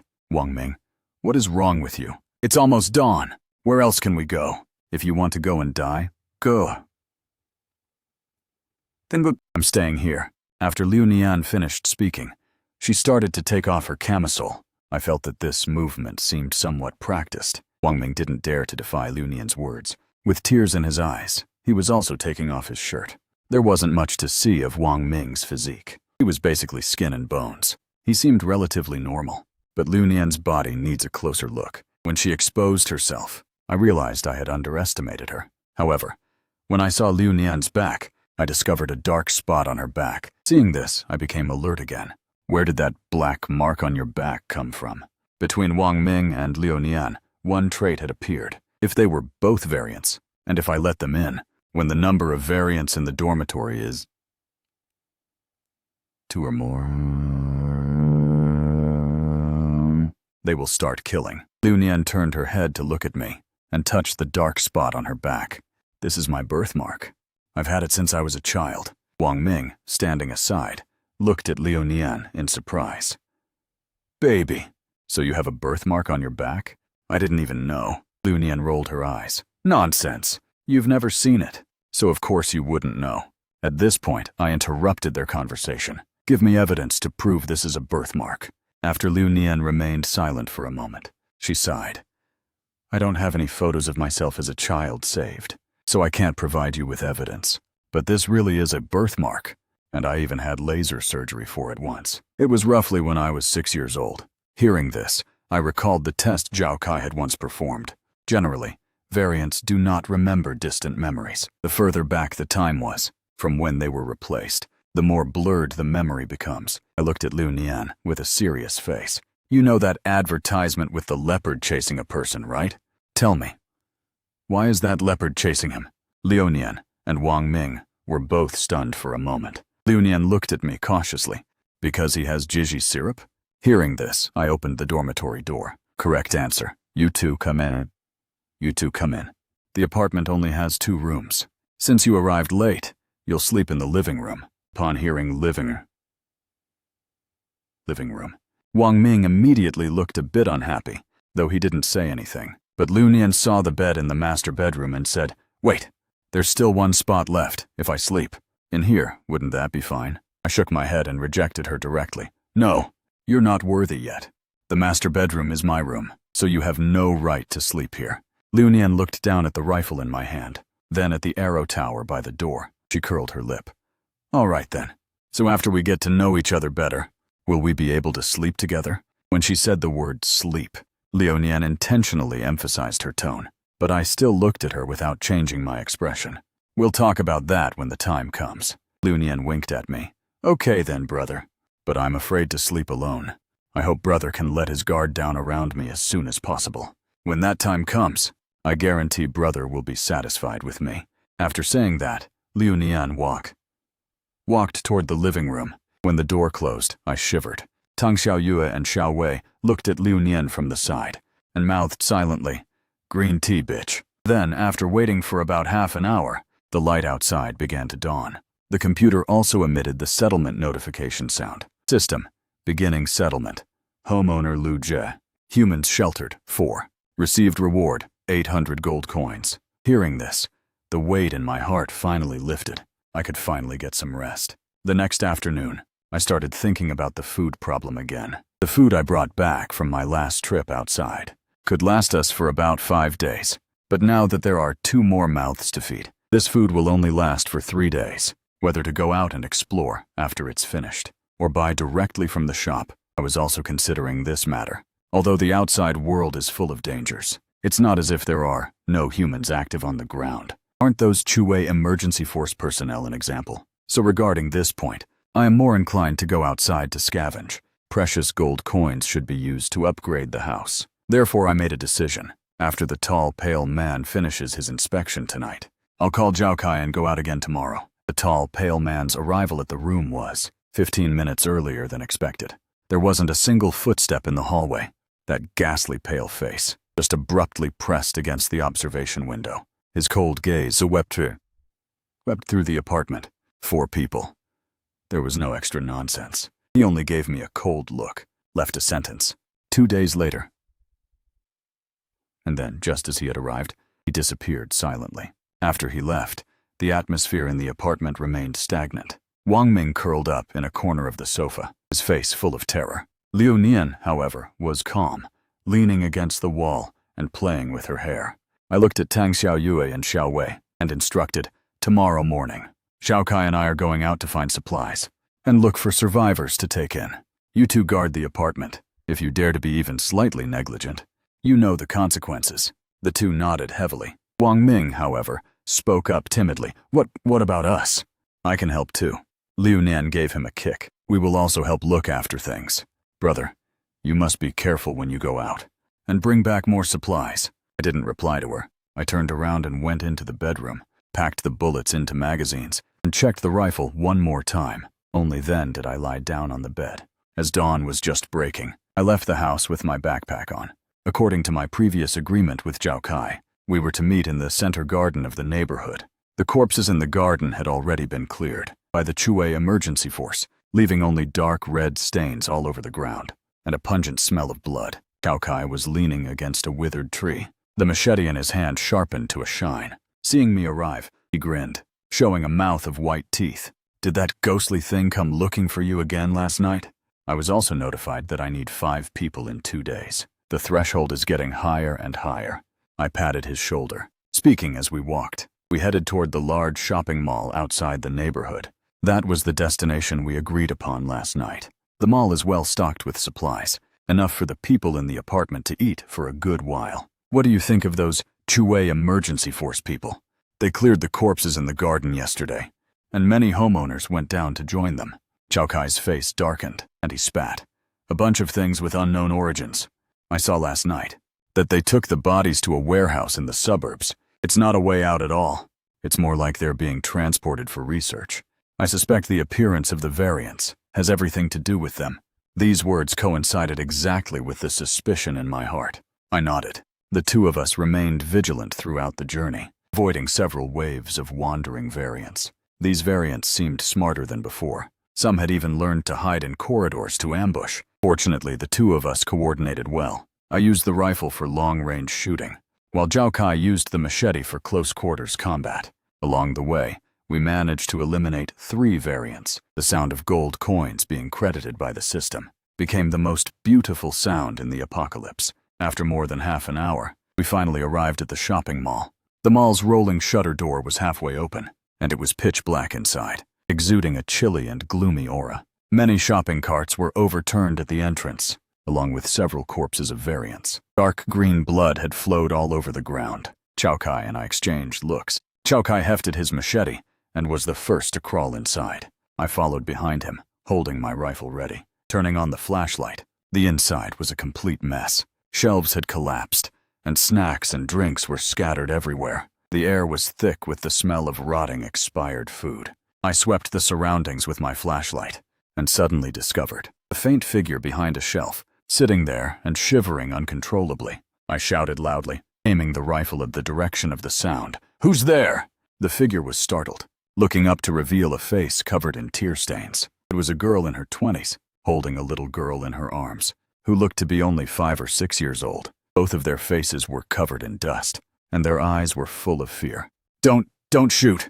We are real humans." Zhao Kai stepped forward and checked their fingernails and eyes. He turned and shook his head toward me. "They're real humans, no problems." Seeing that we had no ill intent, the girl finally breathed a sigh of relief. She hugged the little girl and began to wail loudly.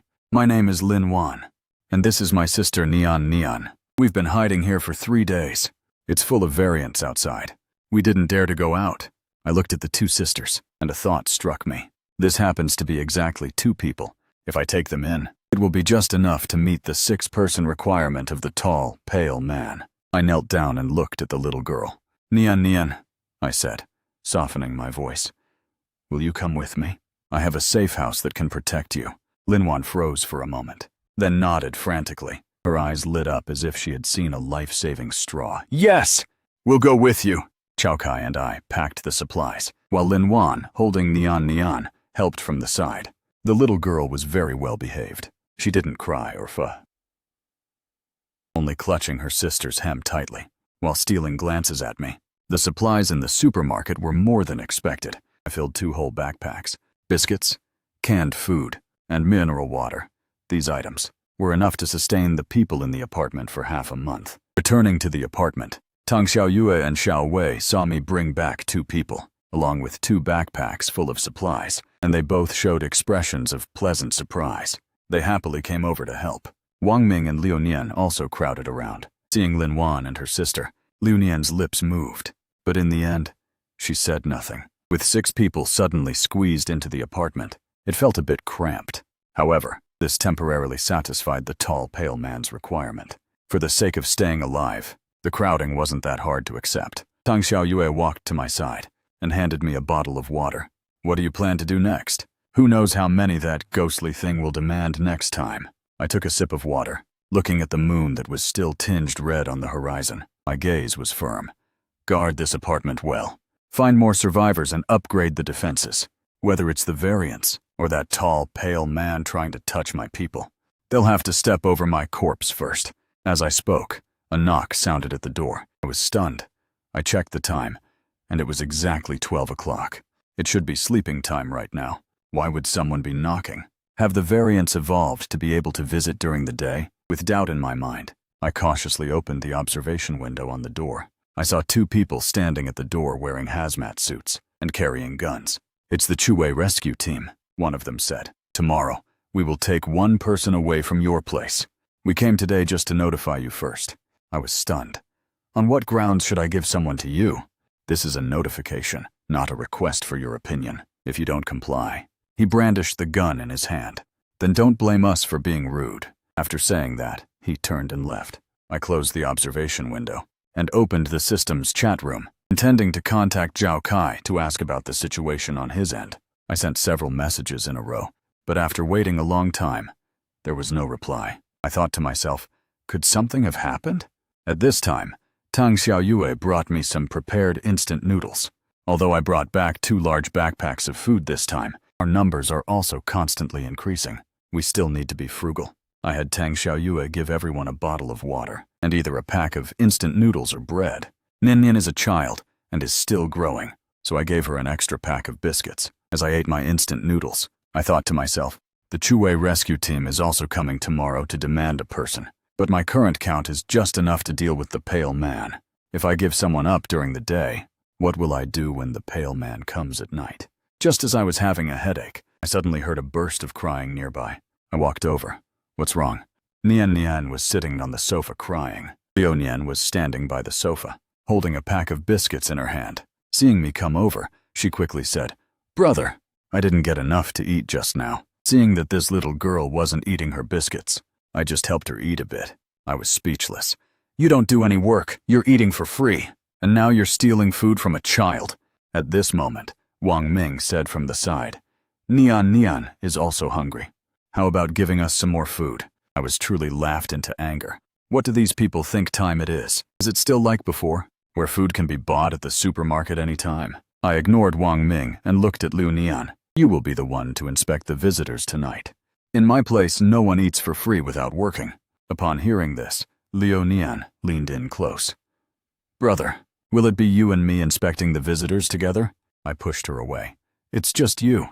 After speaking, I walked over to Nian's side. I said to Lin Wan, who was holding her, against the variants, you didn't dare to resist. How come you don't dare to resist when others bully you to your face? Lin Wan looked at me with reddened eyes. Looking at them, I suddenly felt a massive headache coming on. I went back to the bedroom. At this time, Tang Xiaoyue came in. Brother Lu, who do you plan to hand over tomorrow? I patted her head. This Chue rescue team. We still don't know what their deal is. They didn't explain what they want this person for either. But rest assured, no matter what, I will not hand you over. Only then did she leave the room, feeling relieved. In the blink of an eye, night arrived. I had Tang Xiaoyu watch Liu Nian, lest it be disastrous if she accidentally let a variant in. Xiaowei operated the Arrow Tower. I had them cooperate with each other. I opened the system chat room, as expected. Everyone was there, discussing having to hand over one person tomorrow. Homeowner A: where did this Chuwei rescue team come from? Does anyone know? Homeowner B: one person must be handed over tomorrow. Have all you homeowners made your choice yet? Homeowner C: just because they ask for someone doesn't mean we give them up. I don't believe it. What can they do if we don't hand anyone over? I looked closely. After these few days, only about 20 homeowners were in an online state. Information was still refreshing constantly. In the private messages, Zhao Kai still hadn't replied to me. At that moment, Tang Xiaoyue called me. Brother Lu! I hurried out of the bedroom. What's wrong? Tang Xiaoyue was wiping sweat from her face. The variants visiting tonight are a bit strange. Their strength is much greater than yesterday, and their temperaments are even more violent. I was startled. The evolution of the variants is faster than I imagined. I walked out of the room and saw Liu Nian sitting on the floor by the door, clutching her arm and trembling continuously, muttering, "Too terrifying." I looked at Tang Xiaoyue in confusion. When she was inspecting a variant just now, a variant grabbed Liu Nian for a second, but the variant has already been killed by Xiaowei. Tang Xiaoyue curled her lip. Liu Nian is just scared. I inspected the door and found that several dents had been slammed into the steel plate. I currently have level 3 defense, yet it was dented like this. It seems I need to upgrade the defense quickly. If I can't keep up with the variant's evolution speed, sooner or later, they will break through the door. At this moment, Liu Nian suddenly hugged my leg. Brother, let me do something else. I don't want to inspect the visitors. It's too terrifying. I moved my leg, but she was hugging it too tightly. I actually couldn't shake her off for a moment. Then do you want to go out and scavenge for supplies? Liu Nian shook her head. Then do you want to kill variants? To earn gold coins for me? Liu Nian shook her head again. I kicked her away. You won't do this. You won't do that. You're actually being picky? Seeing me kick Liu Nian away, Wang Ming hurried over to help her. Hey! What are you doing? How can you treat my baby like this? I raised an eyebrow and looked at him. You got a problem with it? Wang Ming paused. Can't we just talk things through nicely? He then lowered his head and said to Liu Nian, let's go over there and ignore him. If it weren't for the pale man's person count requirement, I wouldn't even want to let them in the door. When dawn broke, as expected, the familiar system settlement sound rang out again. System, beginning settlement, homeowner Lu Jie, humans sheltered. 6. Received reward, 800 gold coins. Received kill reward, 400 gold coins. Received kill gift pack ×2. Seeing the kill reward, I was pleasantly surprised. Xiaowei was the one operating the Arrow Tower tonight. I didn't expect to be able to settle rewards for that. Is it because the system's Arrow Tower was used? I'll have to verify this later. However, I looked up in confusion, staring at Lin Wan and Lin Nian Nian. Why were there no reward gold coins for sheltering them? Based on the count, they are clearly real humans. At this moment, I noticed a red exclamation mark next to the system. I clicked to open it and saw, the number of people sheltered in the safe house has exceeded the current capacity. You need to upgrade the level to increase the comfort of the safe house, which can increase the settlement gold coins. Only then did I suddenly realize. So the number of people a safe house can shelter is limited. I looked at the space in this house before me. It really was too small. Forget about comfort. Now several people can't even move around the living room at the same time. I clicked on the system and looked at the balance in my account. The number of gold coins still wasn't enough. I have 2 urgent matters now. One is to upgrade the safe house's defense as soon as possible, and the other is to increase its sheltering capacity.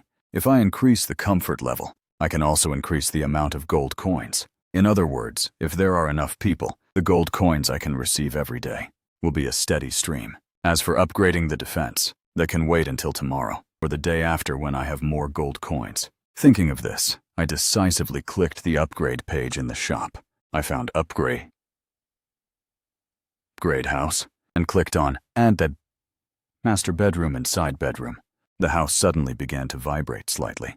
In the areas next to the master and side bedrooms, the sounds of renovation rang out.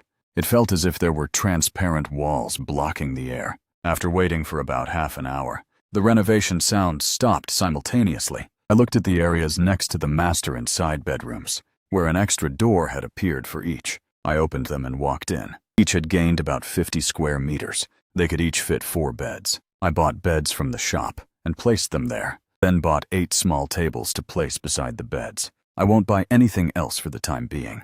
Being able to have a clean bed to lie down and sleep in is already very comfortable. I named the original rooms Bedroom Number 1 and Side Bedroom Number 1. The new ones were named Bedroom Number 2 and Side Bedroom Number 2. Wang Ming looked at the newly added bedrooms and said happily, "Baby and I can go to stay here." I nodded. "This bedroom is for you two and you two." I pointed my finger at Wang Ming and Liu Nian, then at Lin Wan and Nian Nian. "The 4 of you will stay together." Liu Nian pouted.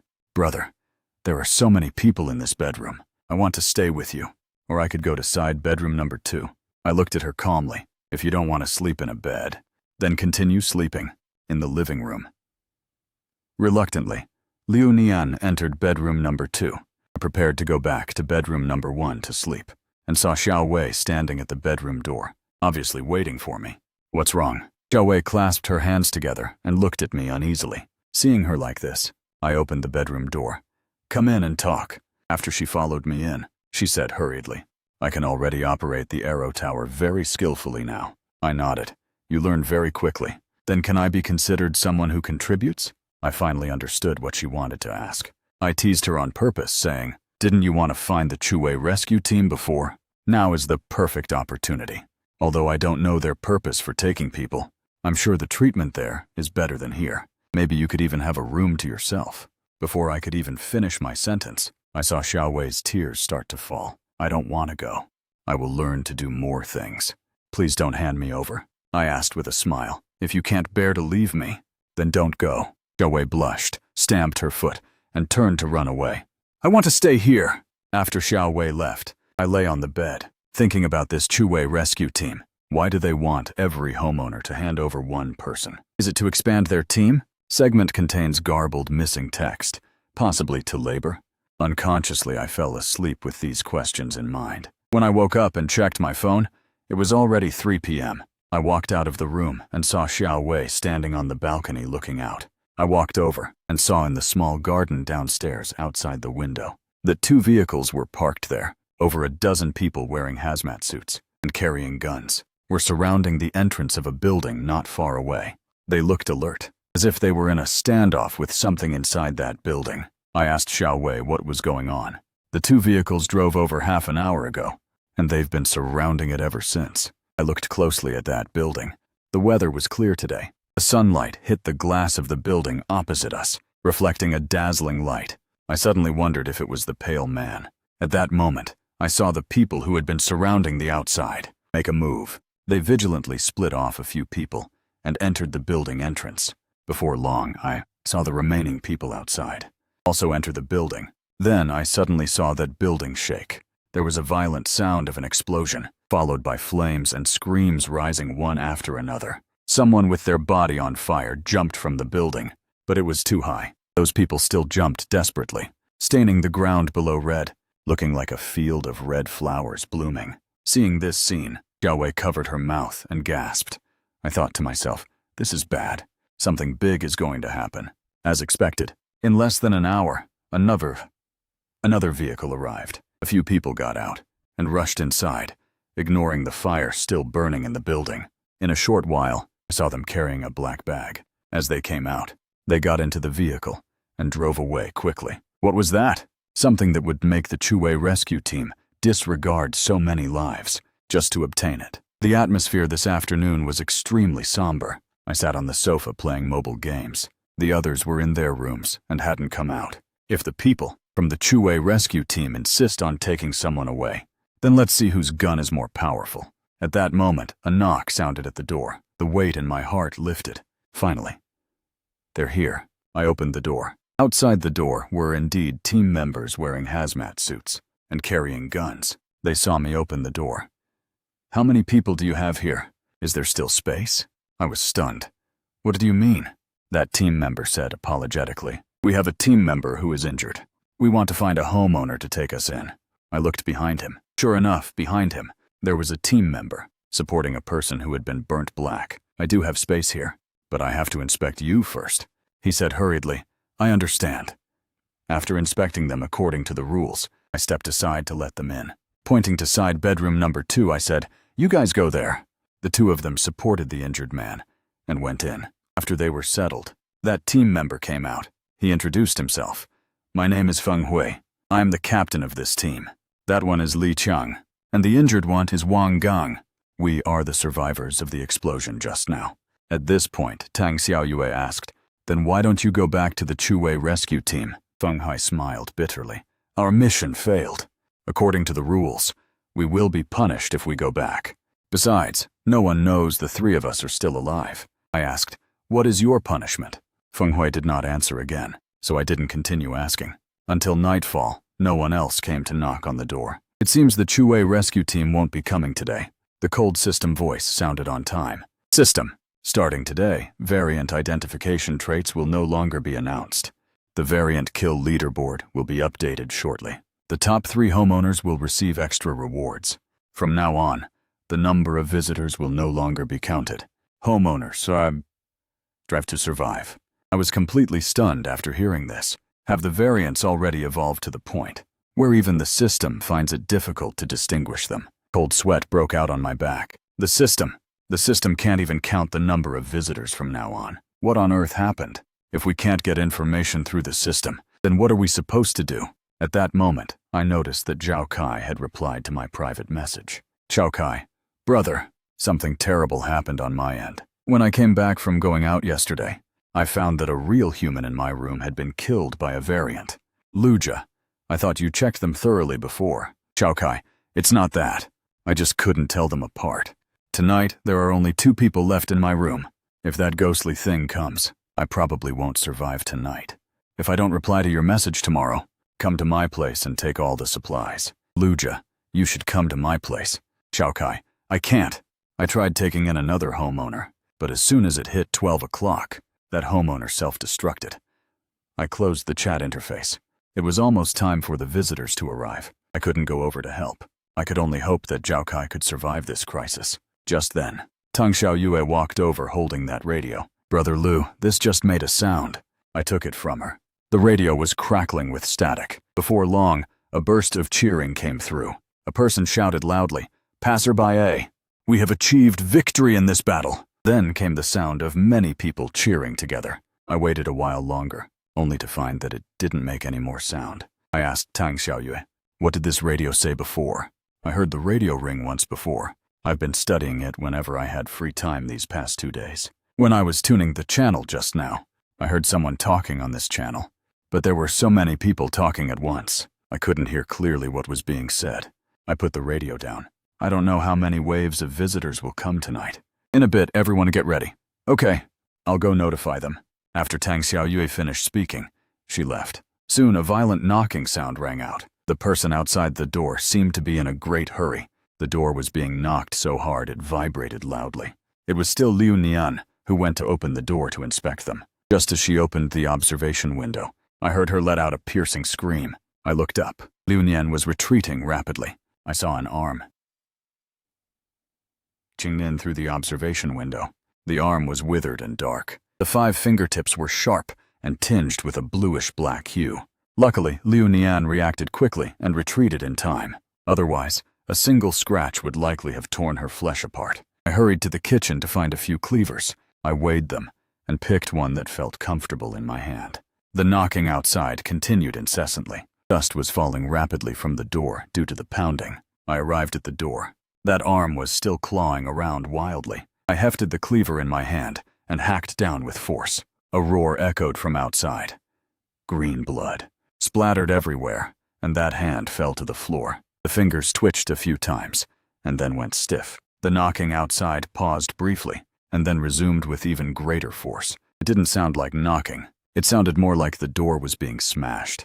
Through the opening of the observation window, another 4 or 5 arms reached in, clawing blindly in every direction. I took the cleaver and hacked off another one. "Go call Wang Ming out. Don't let him hide in the room playing dead." Hearing me say this, Tang Xiaoyue hurried inside to call him. In a moment, Wang Ming came out trembling. "Go to the kitchen, find a cleaver, and start hacking." Wang Ming dallied in the kitchen. Feng Hui came over at that moment and saw the situation. Without a word, he went straight to the kitchen and grabbed a cleaver. The two of us stood on either side of the door. However many arms reached in, we hacked them off. Before long, we had hacked off more than a dozen hands. The knocking outside finally stopped. I took the chance to open the weapon port and said to Xiaowei, "Now fire!" Only the sounds of agonizing screams rising and falling could be heard outside. I waited a moment, raised my gun, opened the door and rushed out. Several variants shot by Xiaowei were lying at the entrance, not far away. Several variants with only 1.5 arms were still standing. Seeing the door open, they roared and rushed over again. Without even blinking, I fired my gun and gave them all headshots. Yellowish-white brain matter dripped from the ceiling. The entire corridor was flowing with green blood and was incredibly foul-smelling. This was only the first wave. No wonder the system no longer counts the number of visitors. The current situation is simply impossible to count. I hurried back to the room, opened the shop in the system, and found the bladed weapons. I bought several wood-chopping machetes. My level isn't high enough yet, so I can't buy firearms in the shop. Killing these variants just now earned me another small profit of gold coins. I gave a wood-chopping machete to Feng Hui. He truly lives up to being from an official background, striking fast, hard and accurately. I went to the kitchen again, dragged Wang Ming out, and gave him a wood-chopping machete, covered in the thick green blood from earlier. I looked at him with a cold gaze. "When more variants come later, you better charge forward. Otherwise, I'll hack you to death myself." Wang Ming trembled, holding the knife and nodding repeatedly. At that moment, the hair on my body stood on end. I turned my head to look. The tall, pale man had arrived at some unknown time. He stood at the door, smiling at me. "Good evening, Mr. Liu. It looks like you've just been through a fierce battle," I said irritably. "Yes, I have 9 people here now. It far exceeds the number you required. I've even completed the count for the next time." Hearing this, the tall, pale man squinted his eyes and scanned the room. He smiled again. "Mr. Liu has good luck. However, who told you the next requirement would still be about the number of people?" I was stunned. "Then what is it?" The tall, pale man smiled. "We'll wait until the next time we meet. I'm looking forward to it." After saying that, he quickly left. I stared at the spot where he had departed. Who exactly is this tall, pale man? Who is issuing these tasks? Before I could finish my thought, I saw a group of variants walking from the end of the corridor. I quickly closed the door and called everyone to get to work. As dawn began to break, I put down my gun, panting, and looked at Feng Hui, who was bent over gasping for air while holding the machete. "Which wave was that?" Feng Hui's voice was dry and hoarse. "The 4th wave. Are there more?" I shook my head. "Lu Zhe, it's dawn.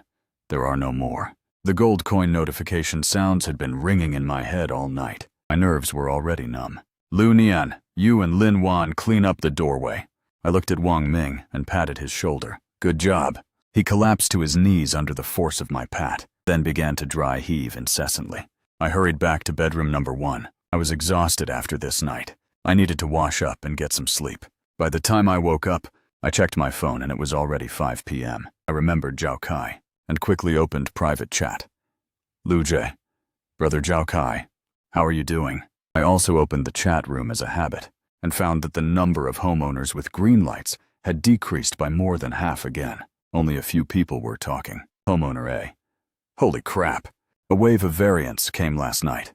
Luckily, I have a big guy who does bodybuilding here." Homeowner B: "The Chuwei rescue team took 1 person from my place yesterday. They said they will take 1 person every day from now on." I watched the chat room for a while. Zhao Kai still hadn't replied to me. I closed the chat box, intending to wait until dawn. If he still hasn't replied, I'll go find him and check. I walked to the entrance and looked at this steel door. After last night, this door was riddled with holes. It definitely wouldn't last through tonight. I opened the system shop and found Upgrade.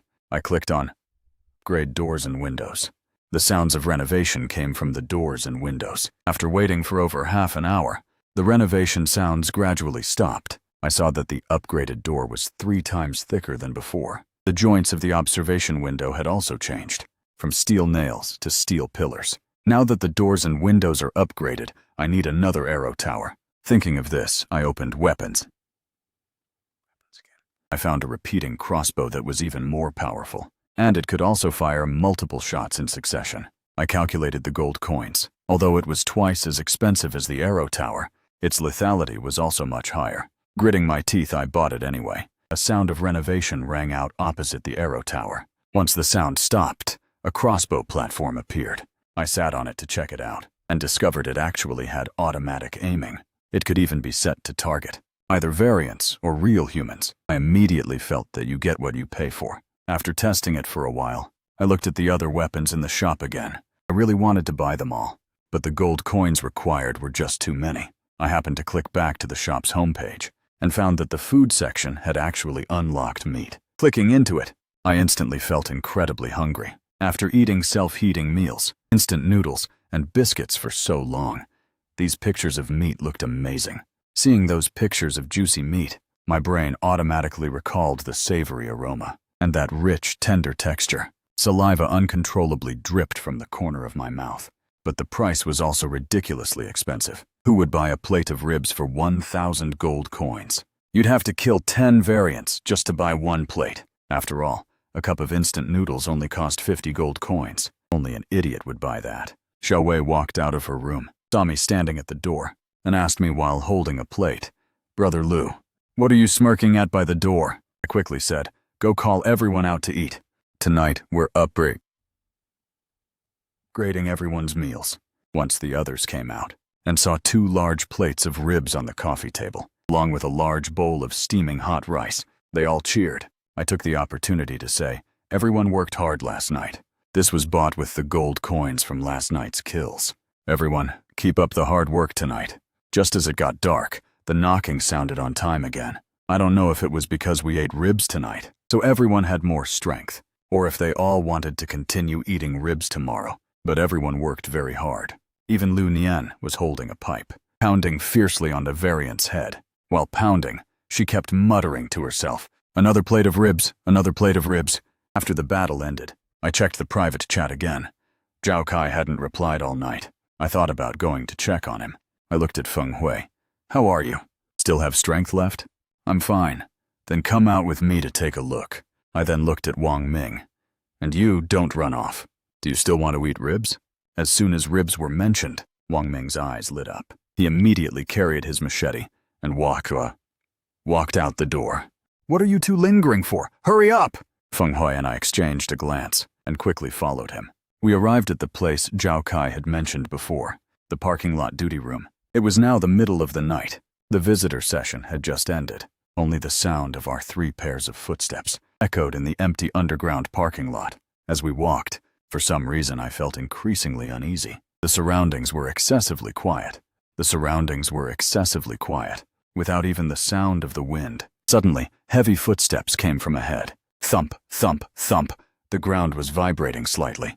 I immediately gripped the rifle in my hands and lowered my voice, telling Feng Hui and Wang Ming to lean against the wall. By the faint light of the flashlight, I saw a huge silhouette emerge from behind a heavy pillar up ahead. That thing was a good 3 meters tall, its entire body covered in bluish-black scales, dragging a thick, sturdy tail behind it. But the eerie part was that its upper body actually had female characteristics, and it even had long hair growing on its head. Wang Ming's legs went weak with fear, and he nearly collapsed to his knees. He trembled and asked, "What kind of monster is that up ahead?" I kicked Wang Ming's leg to make him shut up. The female dinosaur monster seemed to have heard the noise. It whipped its head around, its red, swollen eyes, staring deathly still at our direction. Immediately afterward, it let out a piercing, shrill laugh, and its massive body charged toward us like a tank. I opened fire without the slightest hesitation. Flame snakes spat from the rifle's muzzle, but when the bullets hit its scales, they actually sparked and ricocheted. This monster's defensive power was staggeringly high. Feng Hui wasn't idle either. He flanked it from the side and swung the machete hard, hacking at the back of the monster's knee. The monster roared in pain, and its tail whipped out violently, sending an abandoned car nearby flying.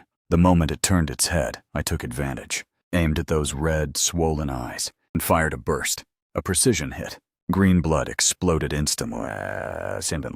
The monster let out a ghastly scream, clutching its eyes and smashing around like a madman. Taking this opportunity, I grabbed Feng Hui, hauled up the limp Wang Ming, and rushed toward the duty room deep in the parking lot. The iron door of the duty room was slightly ajar. I kicked it open and aimed my gun inside. It was empty. Chao Kai wasn't there. A layer of dust had settled on the table. It looked like he had left in a hurry a long time ago. The supply crates in the corner were ransacked and messy, but fortunately, a lot of things were still left behind. On the table, I saw a line written crookedly in blood. It said, "The rescue team is killing people. Run!" My heart sank instantly. It seemed my previous suspicion was correct.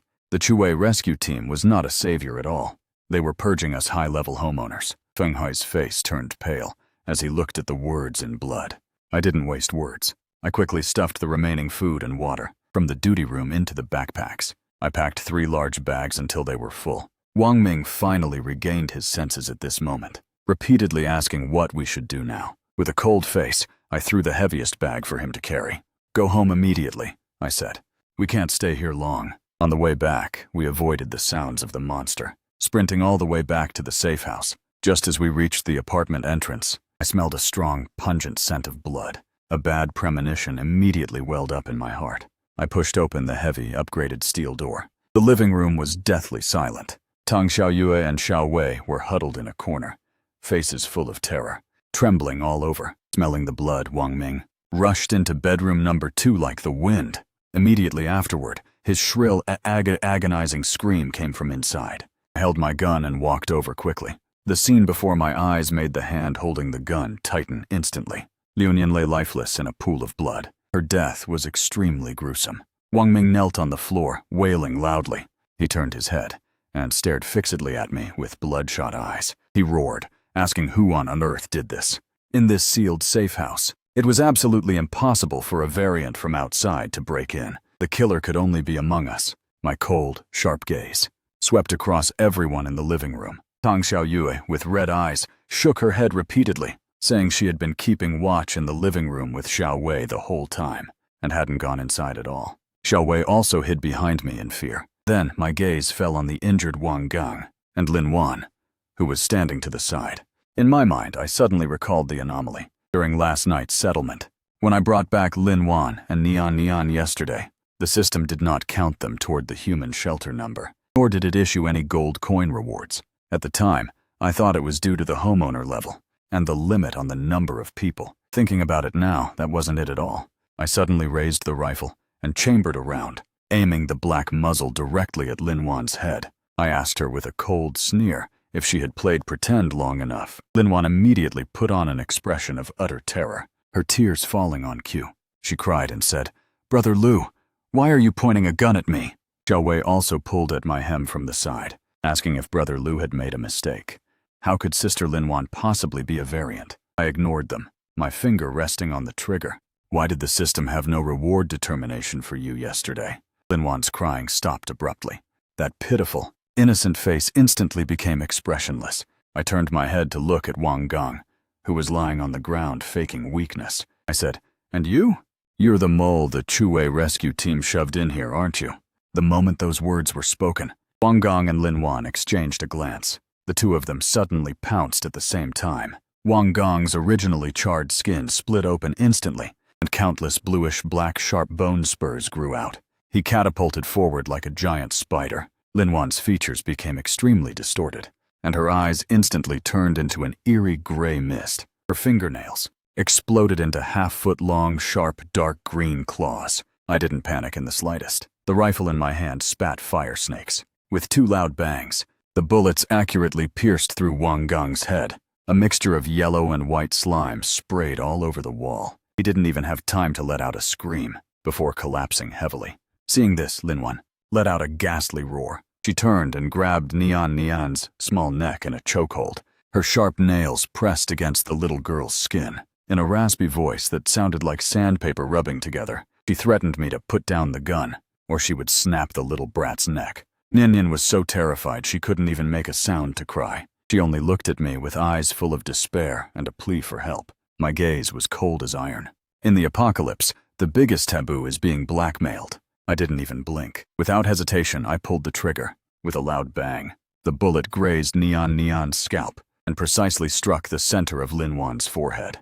The powerful impact sent Lin Wan's body flying backward. She didn't even have a chance to struggle. The corpse quickly turned into a puddle of foul-smelling green sludge. Wang Ming slumped on the ground, completely scared out of his wits. He could never have imagined that the usually weak Lin Wan was actually a terrifying variant. Feng Hui's face was also deathly pale at this time. He walked to Wang Gong's remains to search. Soon, he pulled a black communicator out from the pile of clothes. The communicator was emitting a sizzling static sound. Then a cold male voice came from inside. He asked, "Is the cleanup of target room number 2 complete?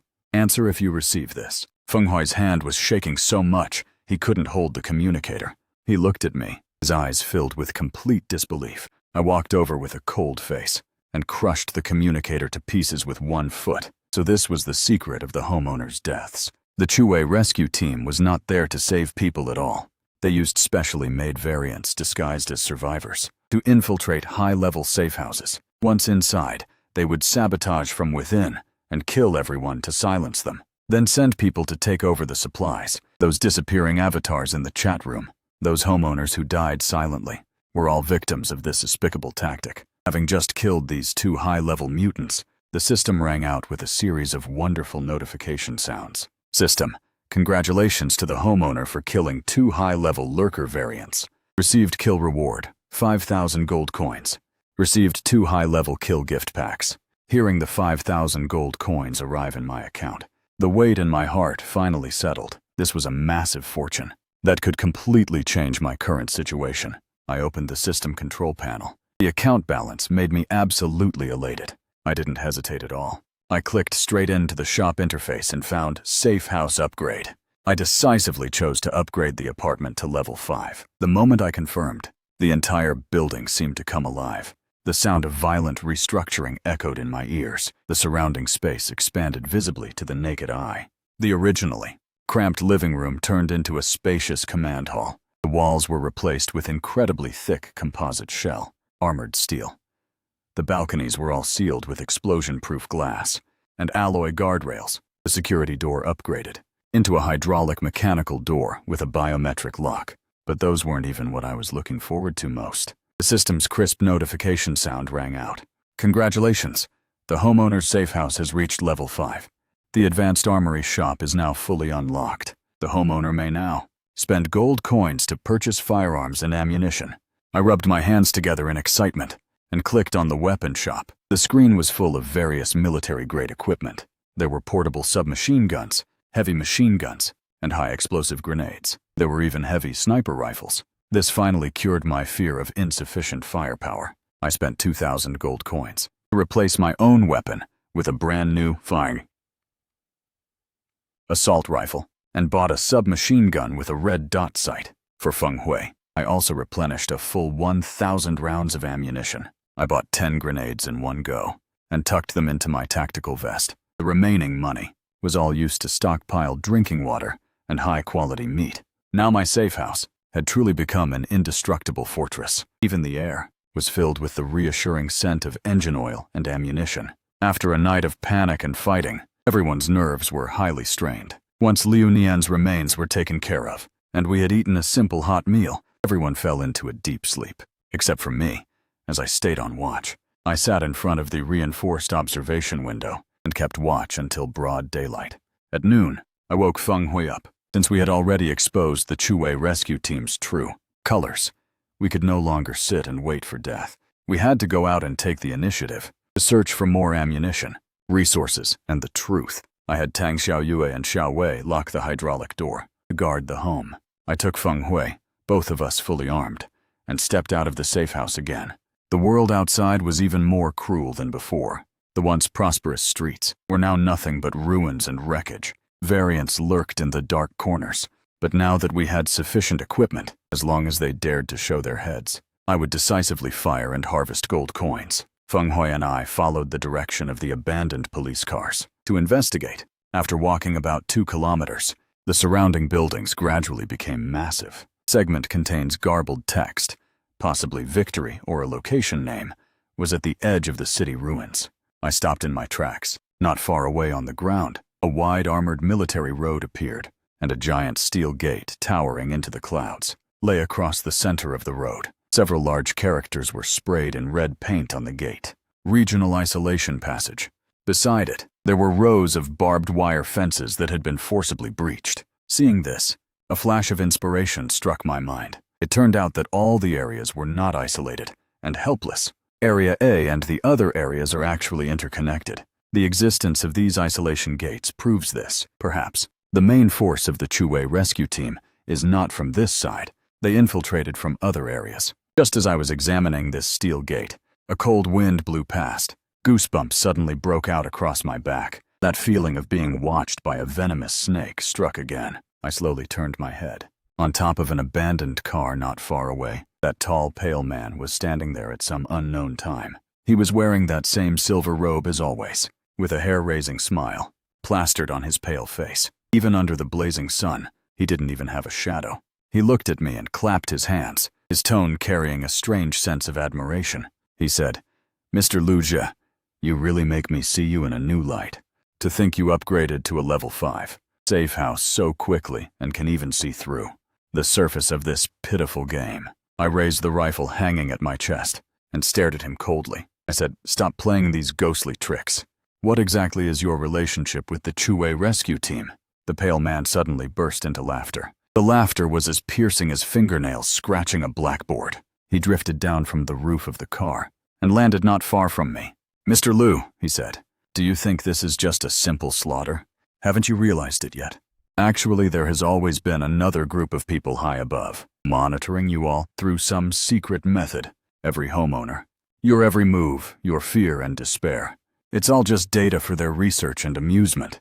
The Chue rescue team, they are nothing more than lackeys planted by those people." Hearing this shocking secret, my pupils suddenly constricted, monitoring all of us homeowners.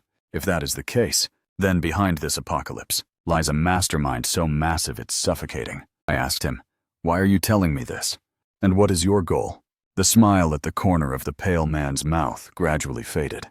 In his deep eye sockets, a flash of extremely complex light appeared. He said, "Because the enemy of my enemy is a chess piece that can be used.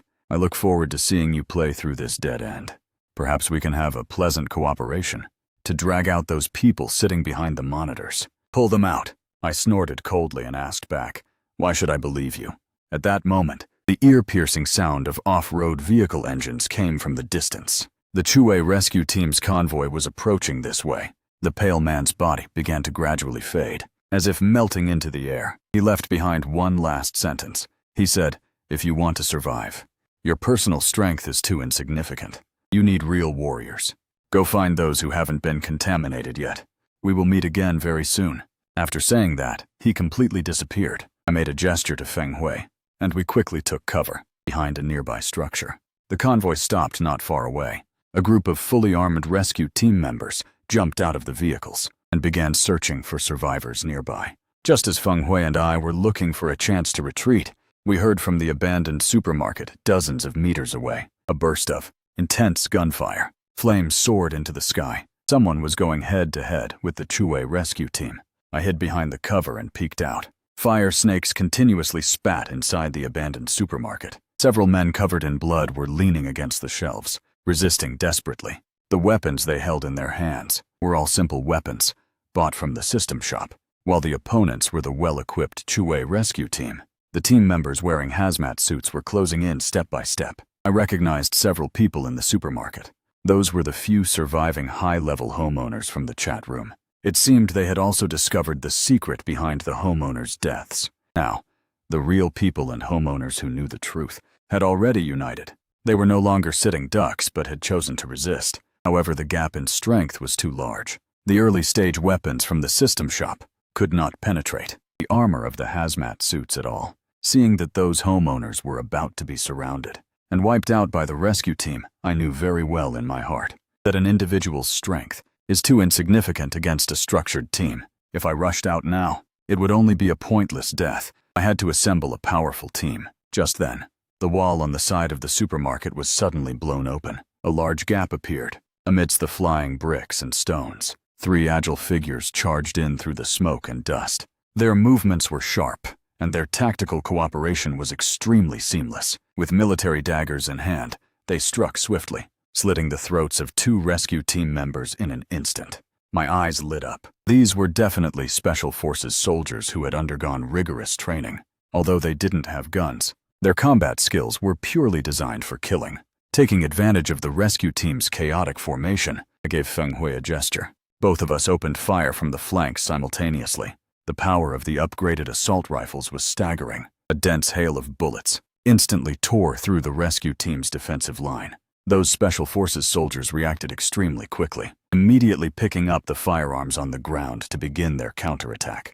In less than 2 minutes, this rescue squad of over a dozen members was completely annihilated by us. As the smoke cleared, those 3 Special Forces soldiers warily pointed their guns at me and Feng Hui. The few rescued homeowners slumped on the ground, gasping for air. I lowered my gun and raised my hands to show no ill intent. The lead Special Forces soldier was a man with a face full of scars. He stared at me coldly and asked who I was. I said, I am the owner of a level 5 safe house. If I hadn't opened fire just now, it wouldn't have been so easy for you to escape.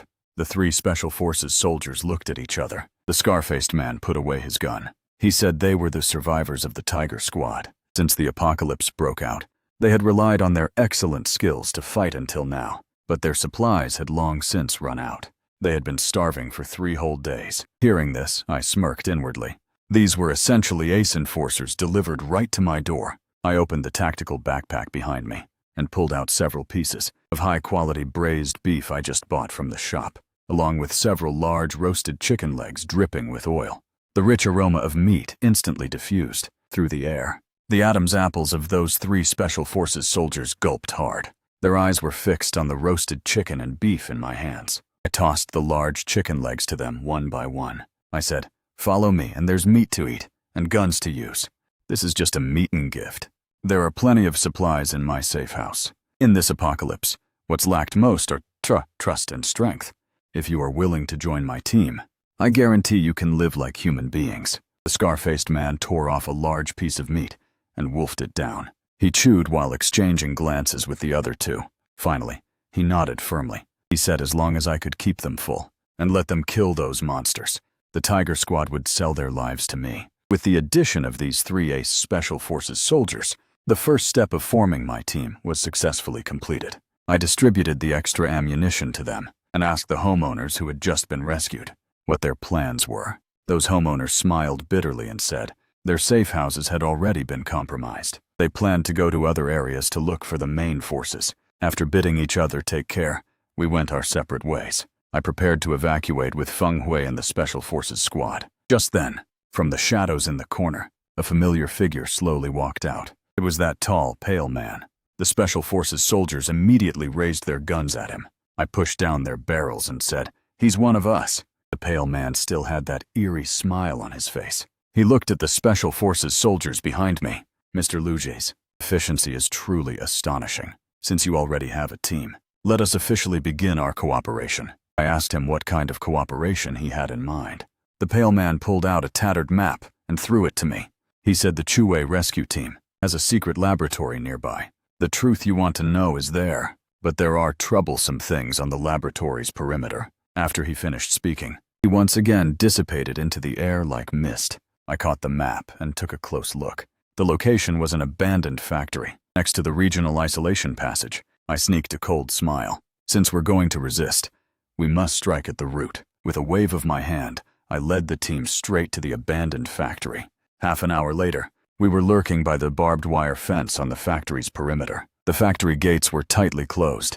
The yard was filled with broken iron cages and scattered white bones. I pressed against the corner of the wall and looked inside. Suddenly, a hair-raising low growl came through. Several vicious dogs the size of small calves walked out from the shadows. These dogs' bodies were ulcerated, with deformed muscles protruding outward, and their mouths were filled with fangs as sharp as daggers. The claws on their limbs dug deep into the concrete ground. Mutant dogs, the scar-faced man said in a low voice. These beasts have an extremely sensitive sense of smell. Once detected, they will draw in a large number of rescue team members. I narrowed my eyes and pulled out the military dagger from my waist. I said, we absolutely cannot use guns. We must deal with them silently. The 5 of us instantly dispersed with tacit understanding. I used the system shop to buy several pieces of bloody raw meat. I threw the raw meat forcefully toward the other side of the yard. The mutant dogs smelled the blood and immediately pounced on it. At the moment they bowed their heads to tear at the meat, the Special Forces squad shot out like leopards. The scar-faced man's dagger precisely pierced the back of a mutant dog's head, and with a forceful twist, he directly destroyed its central nervous system. Feng Hui and I flanked from both sides. I leaped up suddenly, slamming my knee hard against a mutant dog's spine. At the same time, the dagger in my hand pierced straight into its brain through its jawbone. In less than 10 seconds, all 5 mutant dogs were killed, without even making a sound. We dragged the carcasses of the mutant dogs into the grass to hide them, and quickly moved toward the entrance of the factory's underground lab. The entrance was a heavy electronic code door. There was no possibility of a forced entry. I carefully observed the keypad. Several number keys on it were severely worn. Based on my understanding of the system and various settings, I tried to use a combination of the rescue team's English abbreviation and code name. After 3 attempts, with a beep, the large door slowly slid open to both sides. We entered one by one. Just as we entered the underground passage, the pungent smell of formalin, mixed with rotting meat, hit our faces. Both sides of the passage were filled with massive glass culture tanks. As the flashlight beam swept across, the sight before our eyes made us all gasp in horror. Inside the culture tanks, all kinds of deformed humans and animals were submerged. Some had bodies covered in scales, some had limbs completely mutated into claws, and some were nothing more than a giant brain. All the tanks were labeled by the Chue rescue team, recording detailed gene fusion and experimental data. The scar-faced man gritted his teeth and cursed, "Beasts!" It turned out this was not a natural disaster at all. These man-eating variants and mutant monsters all over the streets were all created by the Chue rescue team in this laboratory. They not only manufactured this apocalyptic disaster, but also used it as an excuse to control the survivors. I used the miniature camera I carried to photograph all of this data. These were ironclad pieces of evidence to expose their true faces. We continued to explore deeper into the laboratory. Inside a massive, sealed isolation zone, I heard the heavy clanking of iron chains. As I approached to look, it was a giant cage made of alloy, and inside was a man built like a steel tower. He was nearly 2.5 meters tall, with muscles stacked like blocks of solid rock. His limbs were tightly chained to the wall with thick iron links. His body was covered in various extraction tubes. He was clearly being used as a living specimen for experiments. I recognized this man. I had seen him in the news before. He was the nationally famous weightlifting champion, the strongman Lee Dali. I didn't expect him to be captured and held here. Lee Dali heard our footsteps and slowly raised his head. His eyes were bloodshot and filled with a frantic gaze. He roared in a hoarse voice, telling us to get lost. I said, "We are not from the rescue team. We are here to save you." Lee Dali froze for a moment, the rage in his eyes receding slightly. He said the code for this changes every day, and any forced entry would trigger an explosive device. I walked to the electronic lock of the cage, carefully observing the keyhole and the wiring. I directly opened the system shop and spent 1,000 gold coins to buy an advanced electronic cracking device. I inserted the probes of the cracking device into the electronic lock. The gibberish on the screen began to jump frantically. 30 seconds later, with a soft click, the door of the alloy cage popped open. The soldiers immediately rushed in and used hydraulic shears to cut the iron chains. Lee Dali rubbed his wrists, having regained his freedom. He stretched his massive body, and his bones made a series of loud popping sounds like frying beans. He grinned at me and said his life belonged to me. Now on, as long as I pointed, he would strike. With this terrifying human bulldozer joining us, my team's strength had taken a massive leap forward. Just as we were preparing to evacuate, a piercing alarm suddenly echoed frantically throughout the laboratory. Red warning lights flashed wildly. Damn it! When Lee Dali tore off the last monitoring tube just now, it triggered the baseline vital signs check. Over the laboratory's intercom, a voice fuming with rage came through. "Someone has infiltrated Laboratory 0. All combat squads, seal off the factory immediately. Absolutely do not let them get out alive." The scar-faced man raised his gun and shouted, "We're exposed! Retreat, fast!" We sprinted back the way we came.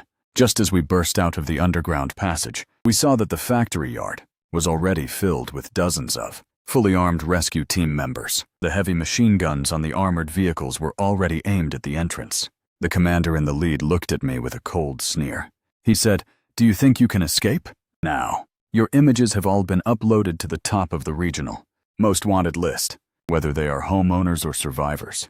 Anyone who kills you will receive lifetime immunity. My heart sank. The Chue rescue team had officially issued a region-wide kill order. We had completely become the target of everyone. The heavy machine gun spat out half-meter-long fire snakes. Bullets swept toward us like raindrops.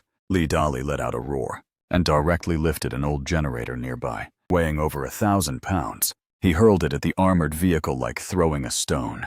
With a massive boom, the armored vehicle was crushed inward, and the heavy machine gun was instantly silenced. We took the opportunity to dive into cover and fight back desperately, but there were too many enemies. The suppressed fire kept us from even raising our heads. Rescue teams from all directions were still arriving in a continuous stream. Feng Hai took a shot to the arm, blood flowing profusely. One of the Special Forces soldiers also fell in a pool of blood. The situation had reached the most critical edge. My ammunition was also nearly empty. In this desperate situation, the perimeter wall of the factory suddenly echoed with a series of violent, localized explosions. Dozens of meters of the wall came crashing down. Amidst the soaring dust, a heavily modified off-road vehicle, like a red steel beast, burst through the smoke. It drove straight in, ramming and sending 2 rescue team pickups blocking the way flying. Before the off-road vehicle even came to a complete stop, the heavy machine gun on the roof had already begun firing frantically. The interlocking fire net instantly tore through the rescue team's encirclement. The car window rolled down, and a mech covered in. Gunpowder smoke and blood leaned his head out. He roared at me, "Luja! What are you still standing there for? Get in the car, now!" I stared fixedly at that familiar face. The shock in my heart was simply beyond words. It was Zhao Kai, the same Zhao Kai, who I thought had already died in the underground garage. Not only was he not dead, but he had fought his way back with even heavier firepower. I didn't hesitate for a second. I shouted at the top of my lungs, "Everyone, break out!" We covered each other, stepping over ground covered in corpses and blood, sprinting frantically toward the off-road vehicle. Li Dali was at the very back, pounding hard on the vehicle's steel plating. Chao Kai floored the gas pedal. The off-road vehicle let out a deafening roar. In the hail of bullets, it forced open a path of blood and smashed straight through the abandoned factory's gates. The gunfire behind us gradually faded away. Inside the vehicle, we were all gasping for air. I asked Zhao Kai where on earth he had gone these past 2 days, and how he got such heavy equipment. While manically spinning the steering wheel, Zhao Kai grinned and turned to say that the night the safe house was compromised, he had fought for his life to escape the underground garage. On the outskirts, he encountered a large number of fleeing homeowners who had been pushed to a dead end. Since they couldn't stay there anymore, they fought their way out together. They happened to run into an escape convoy heading to Area F. That place is now the headquarters for the resistance against the Chue rescue team, gathering countless survivors who refuse to be used as lab rats. Because I unlocked the restrictions leading to each area, he had just borrowed heavy firepower from Area F to come back for me. When he saw me on the most wanted list, he followed the positioning and came to the rescue. I let out a long sigh of relief after listening, looking at the teammates in the car, who were scarred and battered, but filled with high morale. I patted Zhao Kai on the shoulder. I said, Let's go, we're heading to Area F. This debt of blood will be settled with the Chue rescue team sooner or later." The off-road vehicle sped along the desolate highway, the wind howling as it poured into the cabin, carrying the heavy scent of blood and gunpowder. I leaned against the window, watching the ruins outside retreat rapidly. Beside me were the exhausted, yet finally relaxed members of the squad. Li Dali's massive frame occupied half the cabin. He was resting with his eyes closed. The scar-faced man and the other 2 Special Forces soldiers were providing simple bandages for Feng Hui's wound. Chao Kai gripped the steering wheel with an excited expression. He turned to me and said Area F was just ahead. It was the last hope for all of us who refused to be lab rats. Before long, a massive complex of buildings appeared on the horizon. Unlike the deathly silence of the wild areas, high defensive walls had been built around the perimeter here. The light of searchlights flickered atop the walls, and survivors armed with live ammunition were patrolling everywhere. As we approached the gate, Chao Kai leaned out and shouted a code to the guards. The heavy alloy gates slowly opened, and we drove into Area F. A scene of busy activity greeted our eyes. People were moving supplies and repairing weapons. Though everyone had exhaustion on their faces, their eyes shone with light. Chao Kai parked the car in a huge plaza. He said, "This was the headquarters for the resistance against the Chuwei rescue team. The person in charge was named Old Huo, a man who had been a police officer before the apocalypse, and led everyone to build this safe haven amidst the ruins." Just as I got out of the car, a burly, middle-aged man with a resolute face came forward to meet us. He was Old Huo. Chao Kai hurried to introduce us. Old Huo sized me up, his gaze falling on Li Dali and the Special Forces squad behind me. He nodded, his eyes full of admiration. He said, "Lu Jie, your name has been ringing in my ears like thunder. Daring to directly take out the Chuwei rescue team's laboratory, and even rescuing Li Dali. The younger generation is truly to be feared." I gave a modest smile. I said, "We all fought for this with our lives." Old Huo's expression became solemn. He sighed and said, "The Chuwei rescue team has gone mad now. They are frantically hunting down resistors in every area. Although Area F is safe for now, it won't hold out for long. We need more strength." My heart stirred upon hearing this. I opened the system panel to check the status of my safe house. Back in the previous area, I was very curious. If I left the area, what would happen to my level 5 safe house? That was something I spent a vast amount of gold, coins, and effort to build. The information on the panel took me by surprise. System prompt detected that the homeowner has left the original area. Safe house has reached level 5. Portable migration function unlocked. Migrate the level 5 safe house to current coordinates? I clicked yes. Without hesitation. Yes. The moment I clicked confirm, on an empty plot at the edge of the Area F plaza, a burst of dazzling white light suddenly appeared. The ground vibrated slightly, and a steel fortress seemed to appear out of thin air, landing steadily on that spot. The heavy armored hydraulic doors, the fully armed observation windows. It was exactly my level 5 safe house from the previous area. Old Huo and the surrounding survivors were stunned. They had never seen this kind of super fortress that could move between different areas. I pushed open the hydraulic door. Tang Xiaoyue and Xiao Wei were already inside waiting. Seeing my safe return, they were moved to tears and felt relieved. I called all the squad members into the safe house. Now that we had this mobile fortress, we had an absolute safety guarantee in Area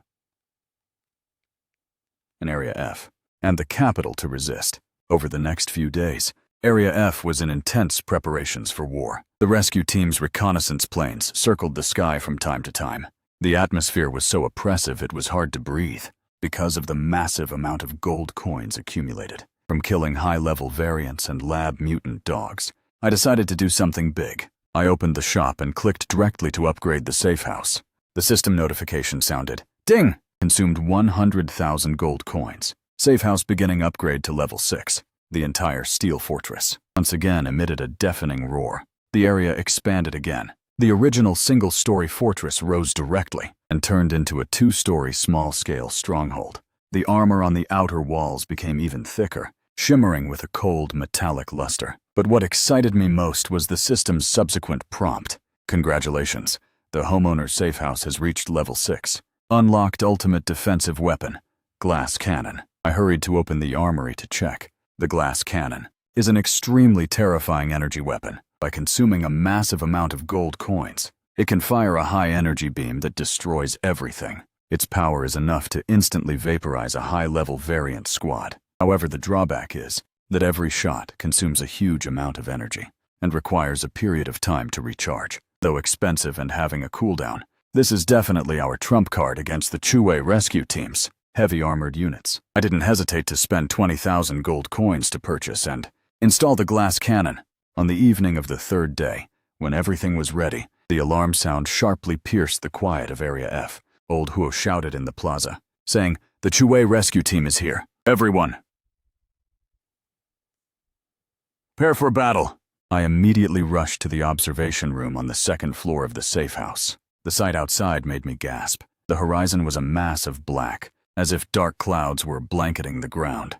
Those were countless variants. They surged toward Area F like a tidal wave. What was even more terrifying is that these variants were no longer the slow-moving, hideous-looking monsters from before. Their appearance looked no different from normal people. They wore ordinary clothes, and their faces even carried expressions of terror and helplessness.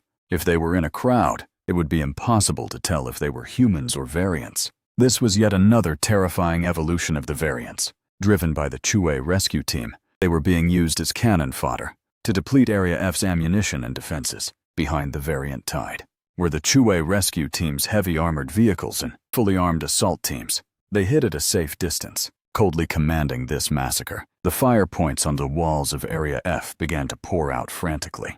Bullets licked out like fire snakes, tearing apart the variants charging at the front. Green blood stained the earth red, but there were simply too many variants. One group fell, and the ones behind kept charging, stepping over the corpses. Area F's defensive line began to crumble. I watched the brutal battle below, my heart racing with anxiety. These variants who looked like normal people, some were likely just innocent people, forcibly mutated by the Chue rescue team. They might still be saved. I suddenly remembered that there seemed to be other things in the system shop. I quickly searched through the shop.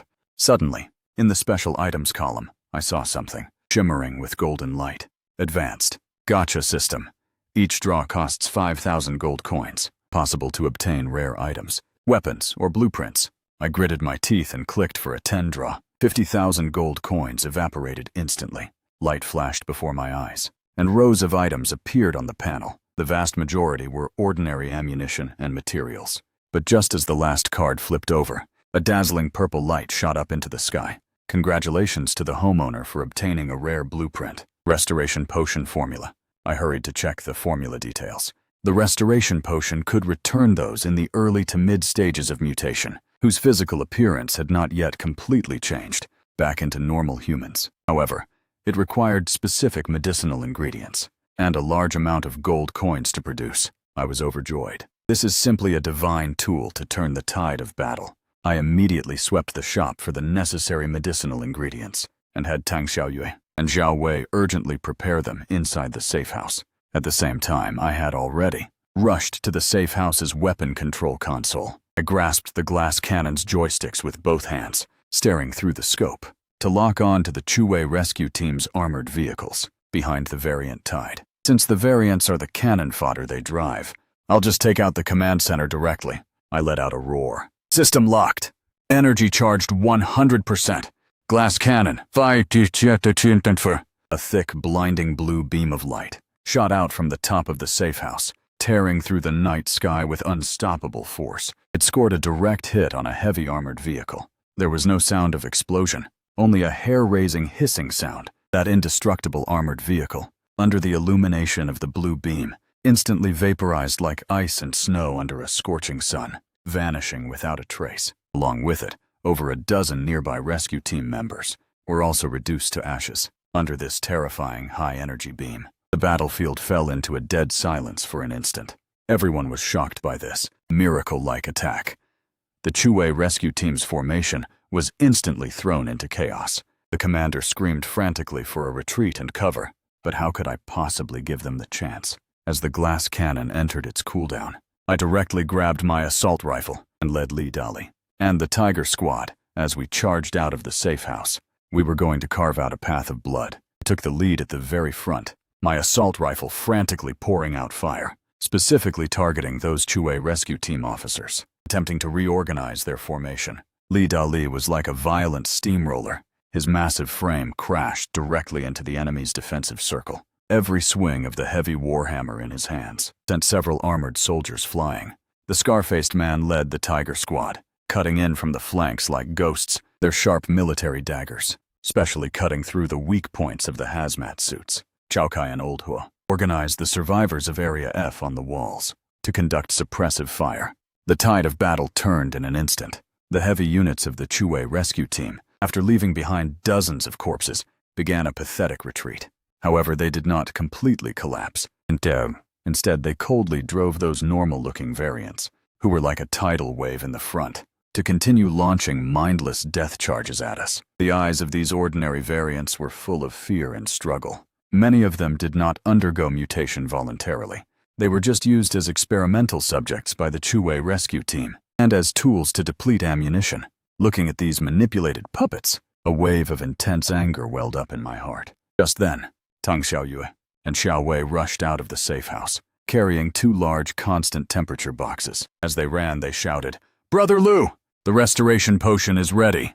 My eyes lit up. I immediately had the Special Forces squad cover me as I opened the boxes. Inside were hundreds of syringes emitting a faint blue fluorescent glow. I grabbed a handful of the medicine and faced the first few variants charging at me. I didn't fire my gun. Instead, I timed it right, kicked one variant down, and slammed the syringe into his neck. With the injection of the blue potion, the variant's originally clouded pupils instantly constricted, and the distorted expression of pain on his face gradually eased. He let out a violent dry heave from his throat, then actually spat out a large mouthful of foul-smelling green slime. He collapsed on the ground, gasping for air. When he raised his head, his eyes had returned to the clarity of a normal human. He looked at his hands and burst into tears of pain. He cried out, "I'm not dead! I've changed back!" This scene stunned all the surrounding survivors. Old Huo, on the city wall, was so excited his voice cracked. He shouted, "That's the antidote! Quickly, cover Luigi and save everyone!" I followed the same method, taking down over a dozen variants, charging at the front in succession. I injected all of them with the restoration potion. These rescued humans were dazed and chilled to the bone when they realized it was the Chue rescue team that had turned them into monsters to die. The daze in their eyes instantly transformed into deep-seated hatred. I tossed spare weapons to them and roared loudly, "You were harmed by those beasts in hazmat suits. Now this is your only chance. Pick up your weapons and fight back with me. If you don't want to turn back into monsters, then take down the Chue rescue team." Those survivors who had just regained their sanity picked up firearms from the ground with bloodshot eyes. Although their bodies were still very weak, the fire of revenge made them burst forth with incredible strength. They howled as they turned to join our ranks, beginning to fire frantically at the Chue rescue team. This miraculous turn of events completely shattered the Chue rescue team's psychological defenses. They never imagined that the mutant army they were so proud of would be incited to defect by a few vials of potion and become the most crazed avengers. As for those variants who had not yet been injected with the potion, perhaps due to a certain scent threat from the medicine, or seeing the transformation of their companions, they also experienced brief confusion and stalled, no longer blindly charging forward. I took this opportunity to order a full counterattack. The glass cannon's charge was complete once again. I issued instructions to Xiao Wei through the communicator. A world-destroying blue beam of light penetrated the night sky again, scoring a direct hit on the Chue rescue team's rear. That was their temporary command post and ammunition depot. The massive energy instantly detonated all the munitions. A dazzling mushroom cloud soared into the air. The violent shockwave overturned all the surrounding armored vehicles. This time, the Chue rescue team completely collapsed. The remaining soldiers threw away their helmets and armor, fleeing in all directions. But on this battlefield already ignited by fury, they had nowhere to run. Li Dali, like grabbing a chick, dragged a commander out of the jeep and slammed him heavily onto the ground.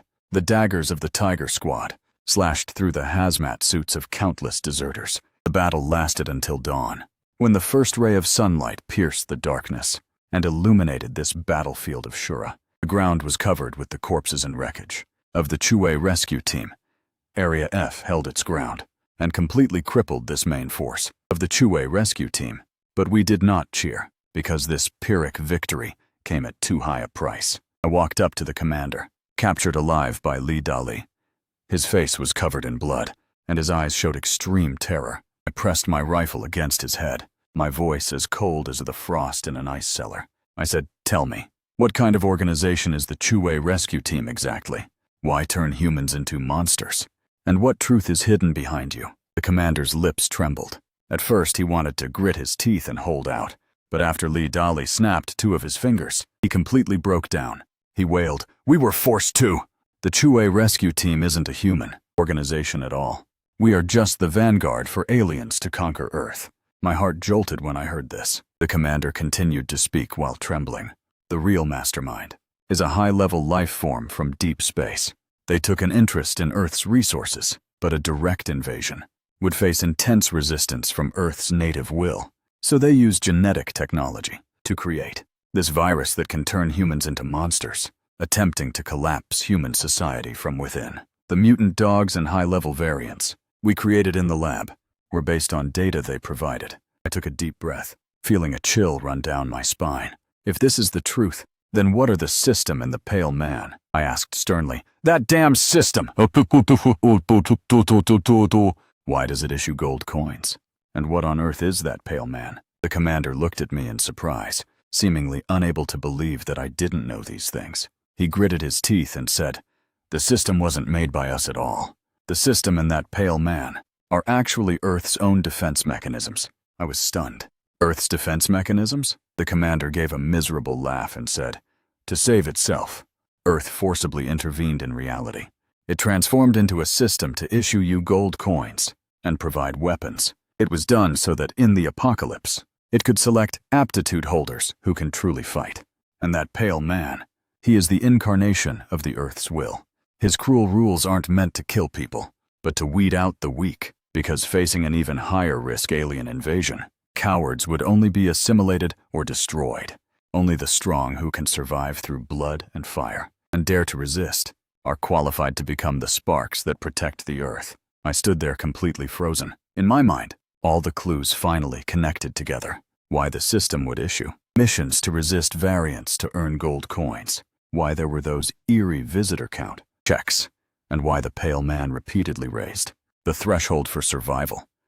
It turns out, all of this was both a cruel trial and a desperate act of self-salvation. Earth was using the most extreme methods to filter out warriors capable of fighting an alien invasion. I looked at the scarred and devastated land, looking at those comrades who had survived, and were now bandaging each other's wounds. A wave of indescribable shock surged in my heart. At this moment, in the morning mist, that tall, pale figure appeared once again, silently. He stood on the ruins not far away, still wearing that silver robe. The eerie smile was no longer on his face. Instead, there was a sense of relieved calm. I walked over without raising my gun. I looked at him and said, "Who exactly are you?" The pale man looked up at the rising sun on the horizon, his voice sounding like an ancient echo, ethereal and profound. He said, "He is the pain and resentment of the planet beneath our feet, the essence born from billions of years of life and death cycles." He said, "Luja, you have done very well. You and your team have proven that humanity is not so easily extinguished. You have passed the final screening." I gripped the rifle in my hand. I said, "This is only one stronghold, and this is only one battle. The real alien main force hasn't arrived yet, right?" The pale man nodded. He said, "They are already on their way. This was just the defeat of their vanguard. The true war has only just begun. But, as long as chosen sparks like you exist, this planet will not easily go dark." As a gentle breeze blew past, the pale man's figure completely transformed into countless shimmering glimmers and merged into the Earth. At that moment, my system panel emitted a crisp server-wide announcement. System prompt: Earth defense trial. Preliminary stage has ended. Congratulations to all aptitude holders who survived the blood and fire and were not assimilated. Final decisive battle module has been loaded. Homeowners, please gather your strength to face the darkest hour before the dawn. I turned around and looked at Li Dali, the Special Forces Squad, Feng Hui, Old Huo, and those restored survivors. They were all watching me with firm gazes. I knew this trial of survival had only just revealed its true power. But now, we were no longer lambs waiting to be slaughtered, shivering inside our safe houses. We were the hunters of this planet's counterattack. I raised my assault rifle, pointing the muzzle straight at the newly rising sun, and roared, "Prepare for battle!" I stood in the center of the battlefield, where the smoke had not yet dissipated, the ground beneath my feet blackened by artillery fire, with the nascent sun overhead. That golden light pierced through the heavy layers of clouds, illuminating every face after the bloody battle. But this tranquility was destined to be short-lived. The system's cold and mechanical notification, like a funeral bell, rang out once again in the mind of every survivor. Warning: alien invasion. Vanguard forces completely wiped out. Mothership has locked onto Earth's coordinates. Extermination-level strike will arrive in 72 hours. All current safe house protective shields will be forcibly disabled. All aptitude holders, please make final preparations. This announcement was like a bolt from the blue. The crowd that was just cheering for victory fell instantly silent. Despair spread like a plague. Mothership extermination level strike. This sounded like a force that simply could not be countered. Even though we had just defeated the Chue rescue team, and even though we held high-tech weapons before an interstellar-level war machine, we were still as insignificant as ants. I looked at the eyes around me that had instantly gone dark. My heart sank. This was not just a battle, but an ultimate test of will. If we give up now, then all previous sacrifices and efforts will become meaningless. I took a deep breath, jumped onto a wrecked armored vehicle, and roared loudly, "Everyone! Listen up!" We were able to snatch our lives back from those man-eating monsters. We sent this so-called rescue team running for their lives. Now we've just got a tougher opponent. Are you really going to just stretch out your necks and let them cut them? Old Huo Zhaokai.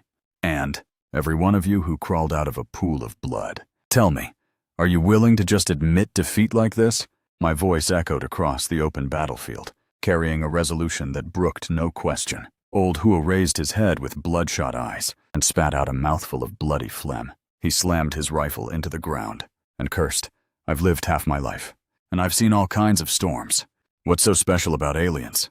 Even if the Emperor of Heaven himself shows up, if they want to touch my turf, I'll knock out a few of their teeth." Zhaokai was not to be outdone. He wiped the soot from his face, grinned, and showed 2 rows of white teeth. He said, "Luja, you're right.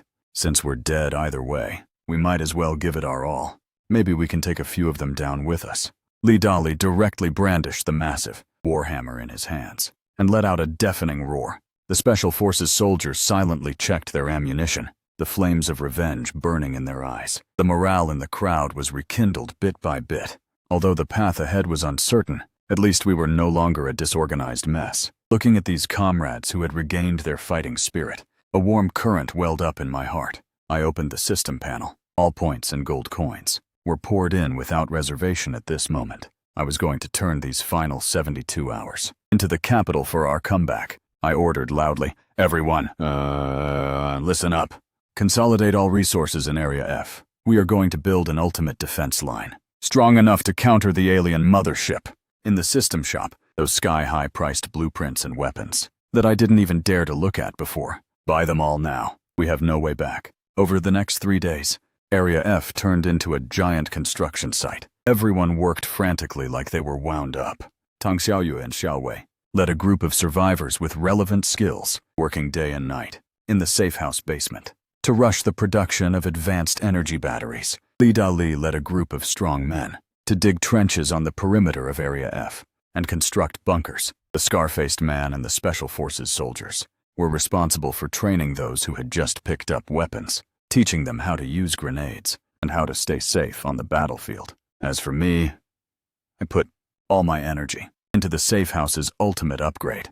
The modification system prompted me.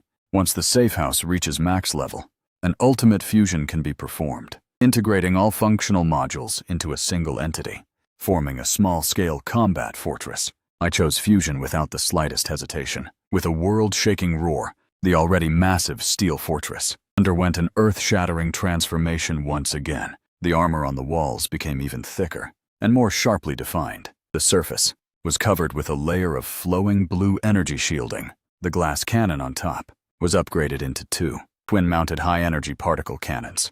And at the very peak of the fortress, a giant signal transmission tower pierced the clouds. That was the key equipment used to interfere with the alien mothership's communications. The 72 hours passed in the blink of an eye. As the last bit of the sunset dipped below the horizon, the entire sky darkened without warning.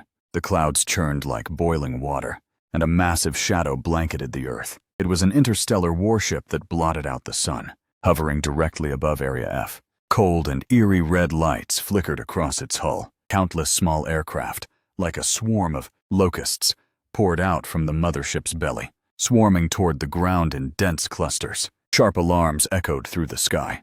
The vanguard of the alien legion had landed. Those were not ordinary soldiers, but alien warriors wearing exoskeleton armor and wielding energy weapons. They were tall, their movements were agile, and every shot from the weapons in their hands blasted a huge crater into the ground.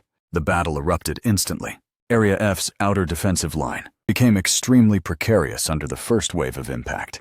Though the survivors resisted desperately, the technological gap in equipment was simply too large. Our bullets hit their energy shields, causing ripples to flare up. but it was difficult to cause any substantial damage. Their counterattacks, however, were instant kills. Many people fell in the first round of crossfire. Seeing the defense line about to collapse, I let out a roar and activated all the fire control systems of the ultimate fortress.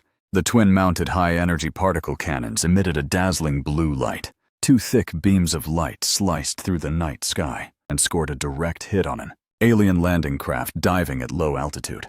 With a thunderous boom, the landing craft exploded into a ball of fire in the air, and huge fragments fell like rain. This stunning strike instantly boosted everyone's morale. Old Huo shouted from the trench, "Good shot!" "Brothers, do you see that? They are made of flesh too. And they can be killed! Hit them hard!" I operated the fortress's fire net, shooting down every aircraft that dared to approach one by one.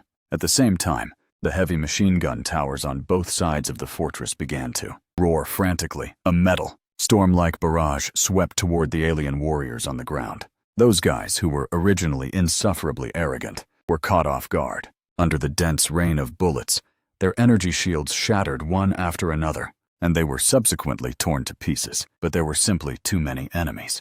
The mothership seemed to be provoked. Its main cannon began to charge. A world-destroying red beam of light came straight for the fortress. My heart tightened. System warning. Detected extermination-level energy strike. Current. Shields cannot fully resist. I shouted, "Everyone, take cover!" while cranking the fortress's energy shield to the maximum. The red light instantly engulfed the entire fortress. The violent vibration made me almost unable to stand. My ears were filled with piercing alarms, and the sound of twisting metal. The shield value was dropping frantically. 50%, 30%, 10%. Just at the moment the shield was about to break, the red light finally dissipated. Although the fortress was still smoking, and the outer walls were burnt red, it miraculously held on. I wiped the cold sweat from my face, my gaze becoming even more ferocious. "Since you want to end us, then bring it on," I shouted to all combat personnel through the communicator. "Now is the time. Counterattack while their main cannon is recharging." Li Dali led the suicide squad out of the trenches. In their hands, they held the newly rushed electromagnetic pulse grenades, charging desperately toward those paralyzed alien warriors. The scar-faced man and the Special Forces soldiers moved through the ruins, using the terrain to their advantage, utilizing sniper rifles to precisely pick off enemy commanders. The battlefield turned into a massive meat grinder. Every second someone fell. Every second, a life vanished. But not a single person retreated. We were fighting for our home, fighting for the final dignity of humanity. Just as the battle reached a stalemate, a strange hum suddenly echoed from the sky. That tall, pale figure, the man who represented the Earth's will, actually appeared in mid-air once again. This time, he was no longer a cold bystander or observer. His body emitted a dazzling white light, like a rising sun. He opened both arms, and countless points of light flew out from his body, merging into every warrior who was currently fighting. I felt an unprecedented surge of power through my body. Exhaustion was swept away, and my wounds were healing rapidly. The weapon in my hand felt as if it had come to life. It wasn't just me.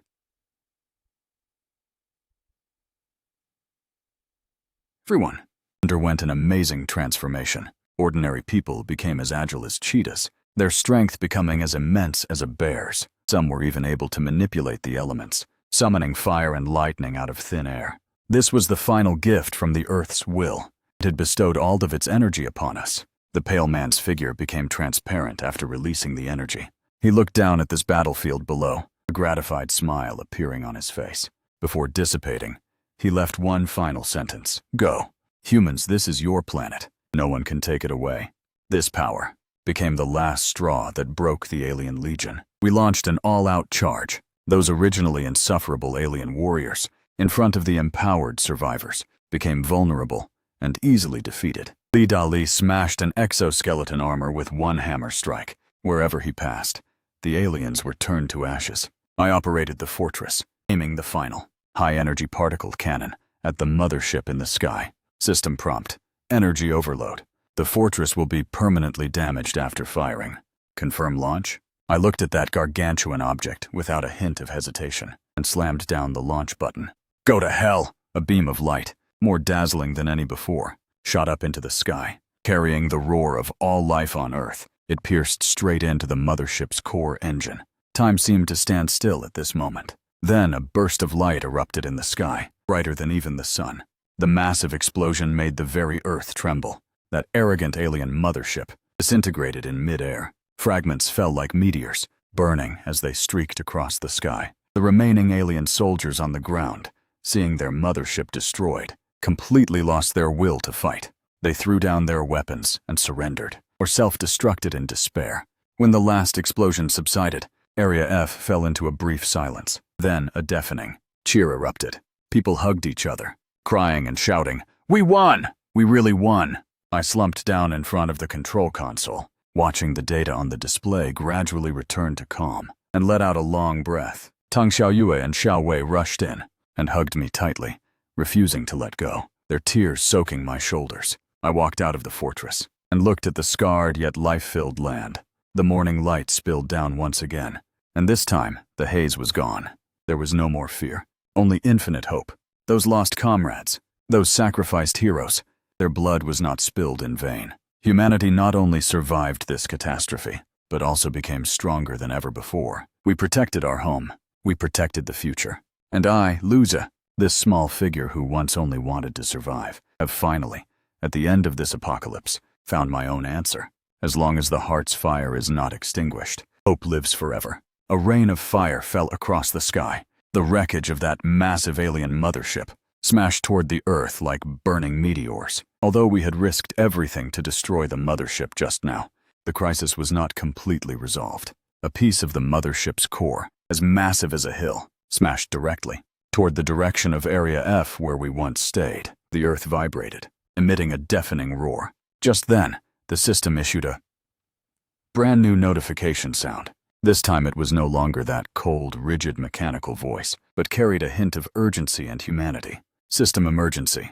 Interstellar coordinates have been locked by the remaining core. Earth has automatically entered the forced evolution phase. Aptitude holders, please destroy the mothership core immediately. I looked down at the system control panel in front of me. Because I had just blown up the alien mothership, my gold coin kill rewards had directly gone off the charts. The long string of zeros at the end was uncountable. The account balance simply displayed 9 nines. Tang Xiaoyue and Xiao Wei nervously ran over and asked me what to do next. I gave a cold laugh. I said, "Since we're so poor that all we have left is money, then let's max out this safe house to the ultimate configuration." I extended my finger and tapped frantically on the upgrade button. 100,000 gold coins, 1 million gold coins, 10 million gold coins. Gold coins were consumed like flowing water. The safe house level skyrocketed all the way from level 6, upgraded directly to level 9 max level. The entire steel fortress erupted with a blindingly strong blue light. The massive main structure of the building began to take root frantically underground. The area expanded outward to an exaggerated degree, with layers of heavy superalloy armor stacking up. The entire base completely transformed into a high-tech mobile war fortress. System prompt, gravity control field unlocked. System prompt, sky-suspended chariot battalion unlocked. System prompt, antimatter core weaponry factory unlocked. Chao Kai and Old Hua stood in the fortress hall, staring in disbelief. Old Hua stammered, "This isn't a safe house anymore. This firepower is enough to attack the aliens' homeworld." I patted his shoulder and said, "Earth has handed over its last trump card to us. Without this god-tier gear, how could we compete for territory with aliens?" But before we had time to celebrate, the Special Forces scar-faced man, who was sent out to be in charge of surrounding reconnaissance, sent an emergency communication request. His voice sounded very anxious over the channel. He said, "Brother Lu, there's a problem. That core fragment that crashed has a 50,000 radius. The energy fluctuations around it are terrifyingly high. A large number of surviving alien remnants are also gathering around the core. They are using the wreckage to assemble a massive interstellar jump gate, wanting to forcibly summon the real main alien fleet here. And there's an even more lethal situation." The scar-faced man swallowed hard and continued relentlessly. "Those ordinary variants, previously created by the Chue rescue team because they absorbed the dark energy radiation leaking from the core fragment, are now all going out of control and running wild. They have turned into destroyers several meters tall. They no longer recognize anyone and only know how to kill frantically. Even the restoration potion we used before is now ineffective against them. My heart jolted as I finished listening. I knew the aliens couldn't be taken down that easily. If that interstellar jump gate is built, then Earth will truly become the back garden for the alien fleet. 4153. We must wipe them all out before the Stargate is activated. We must wipe them all out before the new gate is activated. I gathered Li Dali, Chao Kai, and the entire Special Forces squad in the command hall. I looked at these brothers who had gone through life and death with me and said, "Rest time is over. Now that we've upgraded our gear, it's time to settle the final score with the alien remnants." Old Hu volunteered to lead the Area F survivors to guard the max-level fortress, using its heavy firepower and gravity field, to defend against those berserk mutant destroyers wandering around the perimeter. I told him he must guard our home well. Then, leading the elite assault team, I went to the mecha hangar at the bottom of the fortress and boarded the newly unlocked high-altitude hovering armored combat vehicles. The plasma engines of the combat vehicles sprayed out orchid-colored cold flames, carrying us like lightning straight toward the crash site. All along the way, the ground was filled with mutant destroyers, causing frantic destruction. Some of these monsters had 4 arms. Some were constantly spraying strong acid venom, and some were as large as a small 2-story building. But in front of the high-energy rapid-fire cannons of our hovering vehicles, these monsters were all just experience packs for gold coins. The combat vehicles pushed through all the way, crushing all mutants blocking the path. Before long, we fought our way back to the familiar ruins of the district. I looked down through the vehicle's observation window. The Nanchang apartments where I once lived had long been leveled to the ground.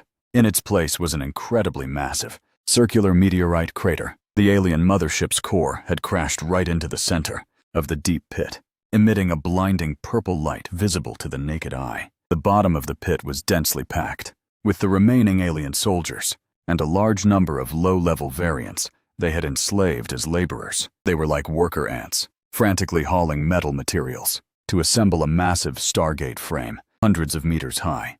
I looked at the Stargate. Space lightning had already begun flashing violently in the center. If we had arrived half an hour later, this Stargate would likely have been fully opened. I gave a cold laugh, turned to Li Dali and said, "Dali, it's up to you. Give them something to hear." Li Dali grinned widely with a cruel smile. His body had been strengthened by the Earth's will. Now, he was practically a living human Tyrannosaurus. He directly shouldered the most expensive antimatter rocket launcher in the system's armory, pushed open the armored hatch on top of the vehicle, and jumped out. Standing on the roof, he aimed down at the alien positions at the bottom of the pit. Just then, an alien commander at the bottom of the pit seemed to notice the movement in the air. He wore a gaudy set of gold, high-level power armor, and arrogantly raised the high-frequency energy, sword in his hand, pointing it at our vehicle. In the vehicle's communication channel, his voice came through, synchronized by a translation device. "Lowly indigenous ants of Earth, get down here immediately. Kneel. Becoming slaves to the great interstellar Protos is your only hope." I almost couldn't stop myself from laughing when I heard this. Facing death, and he still dares to act like a big shot. Did he really think they were still that insufferable vanguard of the fleet from earlier? I didn't even bother to waste a word on him. With my hand on the console, I directly slammed down the fire button for the vehicle's main cannon. A piercing, white beam as thick as a bucket instantly sliced through the air. That arrogant golden alien commander didn't even have time to let out a scream. Along with the dozens of heavy guards gathered around him, he was vaporized by the high temperature of the main cannon, blasted into a cloud of ash. This absolute dimensional strike instantly threw the alien positions into chaos. Li Dali wasn't idle either. The antimatter rocket launcher on his shoulder fired in rapid succession. The black antimatter energy spheres smashed into the enemy crowd like the Grim Reaper's scythe. There were no deafening explosions, only the hair-raising consumption of space. Every alien monster, touched by those black orbs of light, vanished into thin air silently. Amidst their screams, the defensive line below was instantly torn open with a massive gap. The Special Forces leader, Scarface, shouted, "Action!" leading his squad down the rappelling ropes, sliding into the pit, like tigers descending a mountain. The military vibration daggers in their hands carved paths of blood through the enemy ranks. Those alien remnants never expected us to return so quickly. let alone with such overwhelming firepower. They were beaten senseless and left powerless to fight back, just as we were about to advance to the core device, to forcibly destroy the Stargate. That massive mothership core suddenly emitted an extremely piercing low hum. The purple light flashed to its limit in an instant. The air in the center of the Stargate was forcibly torn open into a large hole by a terrifying force. An aura so thick that it made breathing nearly impossible poured frantically through that pitch-black spatial rift. Even the gravity at the bottom of the pit became distorted. Chokai's face turned pale. He shouted into the communicator, "Brother Liu, fall back! Something big is trying to squeeze through." I gripped the Gauss sniper rifle in my hands tightly, my eyes fixed on that expanding spatial rift. From the darkness of the rift, a colossal mechanical metal claw slowly reached out. Just those 3 sharp alloy talons were larger than our hovering combat vehicles. It seemed the main mothership of the alien fleet couldn't wait any longer and was trying to force its way through. If this thing truly sets foot on Earth's soil, then all the humans on this land will be turned to dust. If the Stargate isn't closed and the core isn't shattered immediately, none of the brothers present today will make it back alive. I suddenly grabbed the communicator and roared at Tang Xiaoyue and Xiao Wei in the cockpit. Push the vehicle's plasma engine, power directly to the 200% limit. Forget about the weapons. Use the vehicle's body to smash that purple mothership core. The vehicle's engine emitted an ultra-overdrive scream that tore through the air. The entire vehicle, like a burning meteorite, tilted at an angle and slammed toward the light source at the bottom of the pit. That giant mechanical beast, which had just poked half its body out, seemed to sense the vehicle's momentum.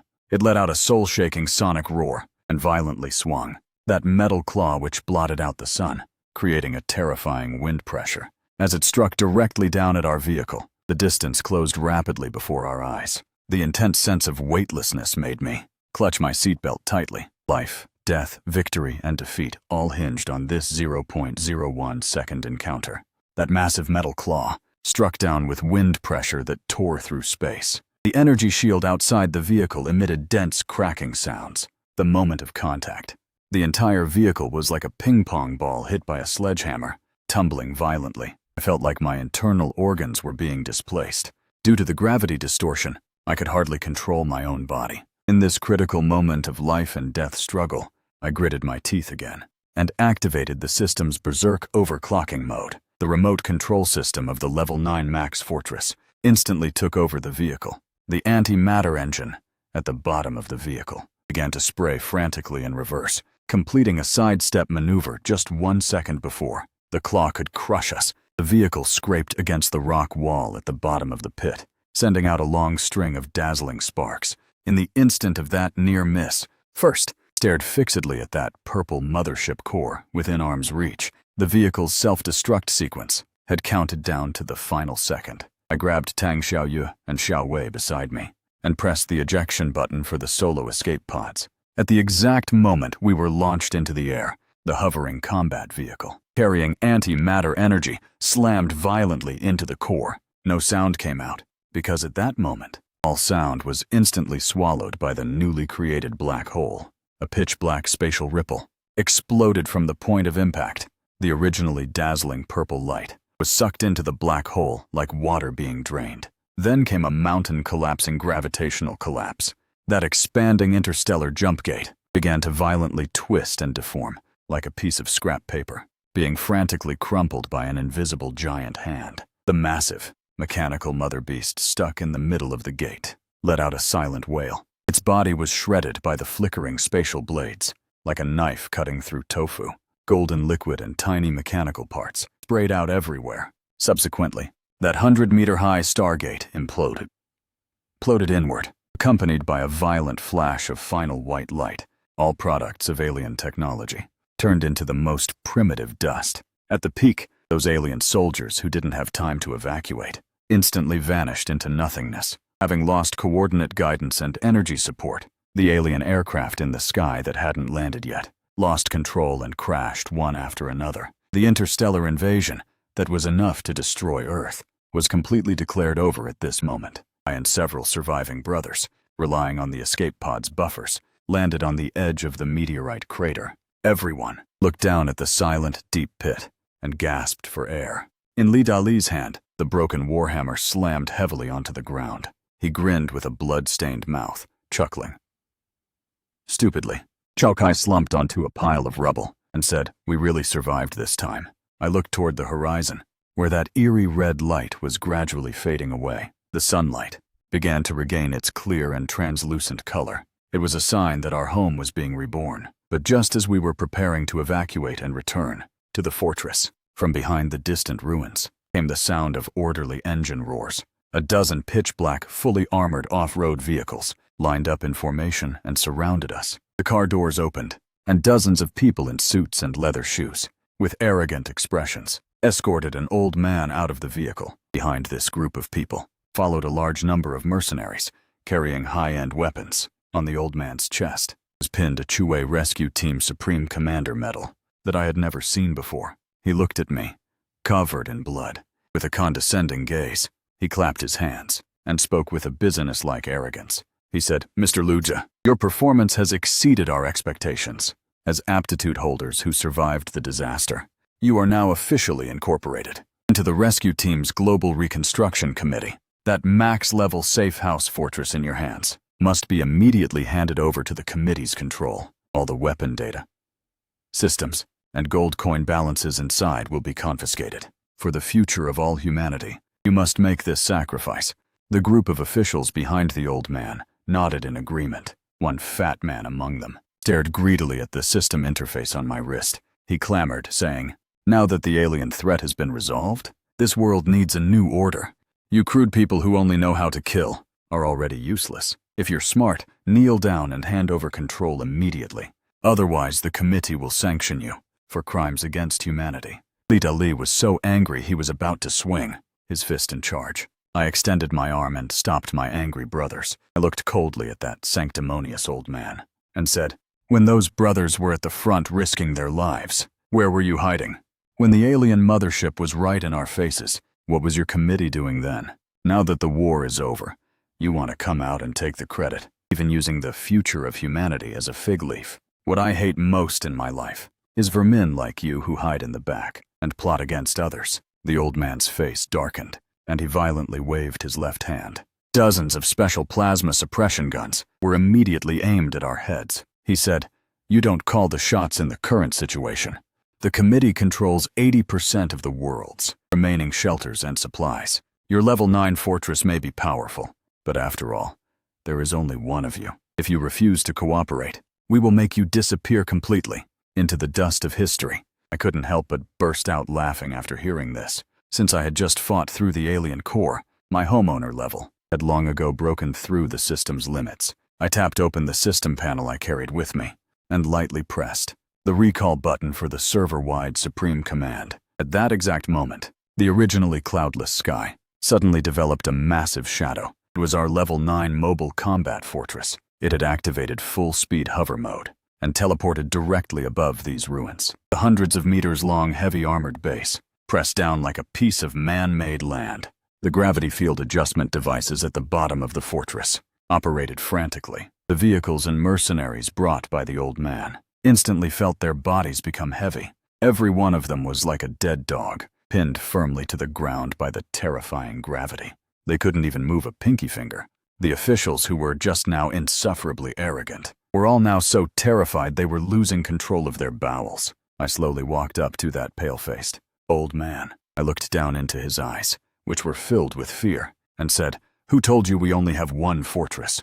I casually tapped open the construction tab in the system shop. Due to the special materials dropped from the mothership's explosion and those hundreds of billions in gold coin rewards, I have unlocked all construction limits. Under the old man's terrified gaze, due to the effect of the gravity field, the earth around us began to frantically reorganize. Beside my level 9 fortress, another steel pillar reaching the sky rose from the ground. The second, the third, until a dense cluster of semi-mechanical fortresses filled the entire meteorite crater. At the top of each fortress, soul-stirring particle cannon fire nets flickered. I looked down at that old leader and said, "Now the rules of this world are written by me. Since you want to talk about order, then I will show you what true absolute power is." I waved my hand, and the mechanical arms at the base of the fortress. Threw all these greedy and corrupt people out of the defense zone, let them go into the wilderness to experience true post-apocalyptic survival. At this moment, the system issued one final, clear and melodious global announcement. System notification, as homeowner Luja has completely crushed the alien will and cleared the parasitic organizations. The Earth defense trial is officially concluded with a perfect score. The gold coin and food exchange system will be permanently retained. Luja has been bestowed by the Earth's will with the title of Legendary Guardian. The world enters a phase of full recovery and reconstruction. Hearing this voice, Chao Kai and Old Hua hugged their guns in joy, jumping and shouting. Tang Xiaoyue and Xiao Wei ran over, holding my left and right arms tightly. Sunlight now completely bathed the scarred yet vibrant land. I looked at the max-level fortress behind me and that row of steel forests. I turned to my brothers and said, "From now on, no one can ever treat us like lab rats to be toyed with again. This land, since we were able to fight our way back, we can build it into the most indestructible paradise." Li Dali said with a simple laugh. "In the future, will we be able to eat braised pork ribs every day?" I put my arm around his shoulder, thinking back to the knocking sounds along the way and those soul-shaking voices. I said, "In the future, not only will there be meat to eat, but also every one of us will be able to have a peaceful sleep under the sun. No one will ever dare knock on your door to take your life again. I want to build the safest city in the world, making this place the seed where human civilization sprouts anew." Amidst the cheers, I closed that bloody system interface that had accompanied me through all the slaughter along the way. I looked at those ruined grasslands in the distance that were beginning to turn green again. The heavy sense of oppression in my heart finally dissipated completely. Post-apocalyptic max-level homeowner Luja. In this collapsing wasteland, I finally led my brothers and my goals to the very end and to the starting point of a new life. After those self-righteous committee officials were thrown out of the protective shield, they shivered in the piercing cold wind of the wilderness. Their originally exquisite suits were soon covered in dust. Without those high-tech weapons and the protection of mercenaries in the ruins, they couldn't even deal with the most ordinary mutant rat. I stood on the towering walls of the fortress, watching this scene with a cold eye, without a shred of pity in my heart. This is the truest law of the apocalypse. Those who want to gain without working are destined to be eliminated, and even the powerful of the old era are no exception. Turning back to the command hall, the brothers were excitedly discussing the future in front of the holographic map. Chao Kai pointed to a large red area on the map and said, "Brother Lu, now that we have money and resources, let's first purify this land contaminated by nuclear radiation. That used to be the best grain-producing area. As long as we can grow food, even if the system is gone in the future, we'll still be able to survive." I nodded.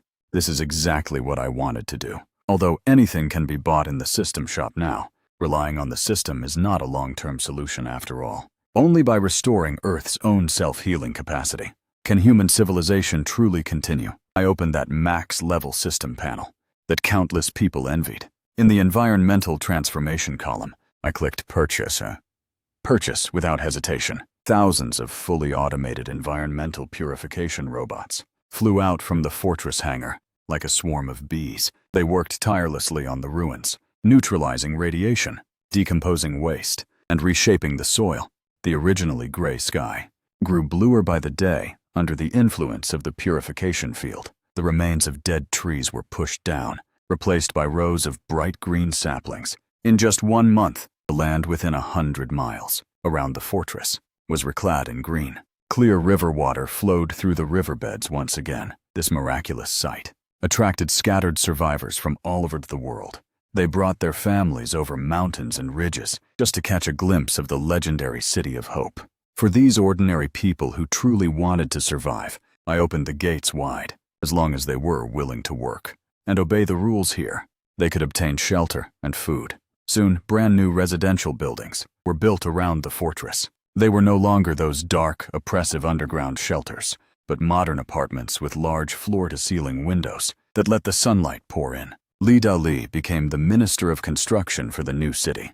Though this guy was big and brawny, he was more meticulous than anyone when it came to work. Every day, he led the construction team, sweating profusely on the site. During the noon break, He would sit on a pile of steel bars, devouring 2 braised pork hocks larger than his face. He would eat and chuckle, saying he never thought he could live such a kind of divine life. Old Huo and the Special Forces Squad formed the city's defense army. They wore system-produced light, exoskeleton armor, patrolling every corner of the city day and night. Whether it was residual mutant beasts or ill-intentioned wanderers, anyone who dared step closer would be ruthlessly expelled. Nianian has grown a lot taller too, although Linwan is gone. Tang Xiaoyue and Xiao Wei treat her like their own sister, taking care of her. The little girl now carries a school bag and attends classes in the newly built school. That day, I passed by the school and heard the sound of clear reading coming from inside. At that moment, I suddenly felt that everything I had risked my life to fight for was worth it. It was another late night. I ascended to the highest point of the fortress alone, overlooking the brightly lit city beneath my feet. There were no more screams of terror in the streets. In their place were children's laughter and the hustle and bustle of the night market. Just then, the space behind me rippled slightly, and that familiar tall, pale figure emerged once again. He still wore that silver robe, but that suffocating sense of oppression on him had vanished, replaced by a gentle and calm aura. He walked to my side, watching the lights of 10,000 homes with me. He said, "Luja, you have done even better than I expected. Earth's defense mechanisms have completely stabilized. It is time to shut down that cruel selection system." I turned to look at him, and a hint of reluctance actually surged in my heart. Even though he once acted like a demon, forcing us to struggle on the edge of life and death, it was precisely because of his ruthlessness that the most resilient survival instinct in the core of humanity was forced out. I asked him where he was going next, and if he would ever come back. The pale man shook his head gently. His body began to turn into countless points of light, slowly dissipating. He said, "My mission is complete. This planet no longer needs a ruthless overseer. The road ahead is for you to walk on your own, but I will turn into mountains and rivers, into the wind and the rain, watching over you forever. Remember, as long as humanity does not give up hope, I am everywhere." As the last word fell, his figure completely vanished into the night wind. At the same time, the system interface on my wrist emitted one final beep. All task columns were cleared. That countdown that used to hang over my head at every moment finally returned to 0, leaving only a permanent right to use the exchange shop and the fortress controls. This was the final gift Earth had left for its guardian. I took a deep breath, feeling an unprecedented lightness on my shoulders. The nightmares of being chased by zombies, besieged by variants, and crushed by alien motherships finally came to an end at this moment. Tang Xiaoyue and Xiao Wei brought a thick coat onto the terrace and gently draped it over me. They asked with a smile what I was looking at. So intently, I held their hands and pointed at the brightest star in the distant sky. I said, "I'm looking at our future. There will be no more killing and fear there, only the most ordinary and precious peace in these long years ahead." Xiao Kai shouted from downstairs for me to go down and drink, saying Li Dali was roasting a whole sheep again, and if I was late, not even a would be left. I responded with a laugh, held the loved ones beside me, and turned to walk down the tower, stepping into that world that belongs to us, filled with the warmth of human life. This is no longer a story about survival, but a new chapter about living. And I, Luza, the former top-tier homeowner, and the current guardian of the city, will also, on this newly reborn land, continue to write the legend belonging to humanity. Except this time, there is no longer a need for the system's mechanical voice to remind me, because each day's sunrise is the best proof.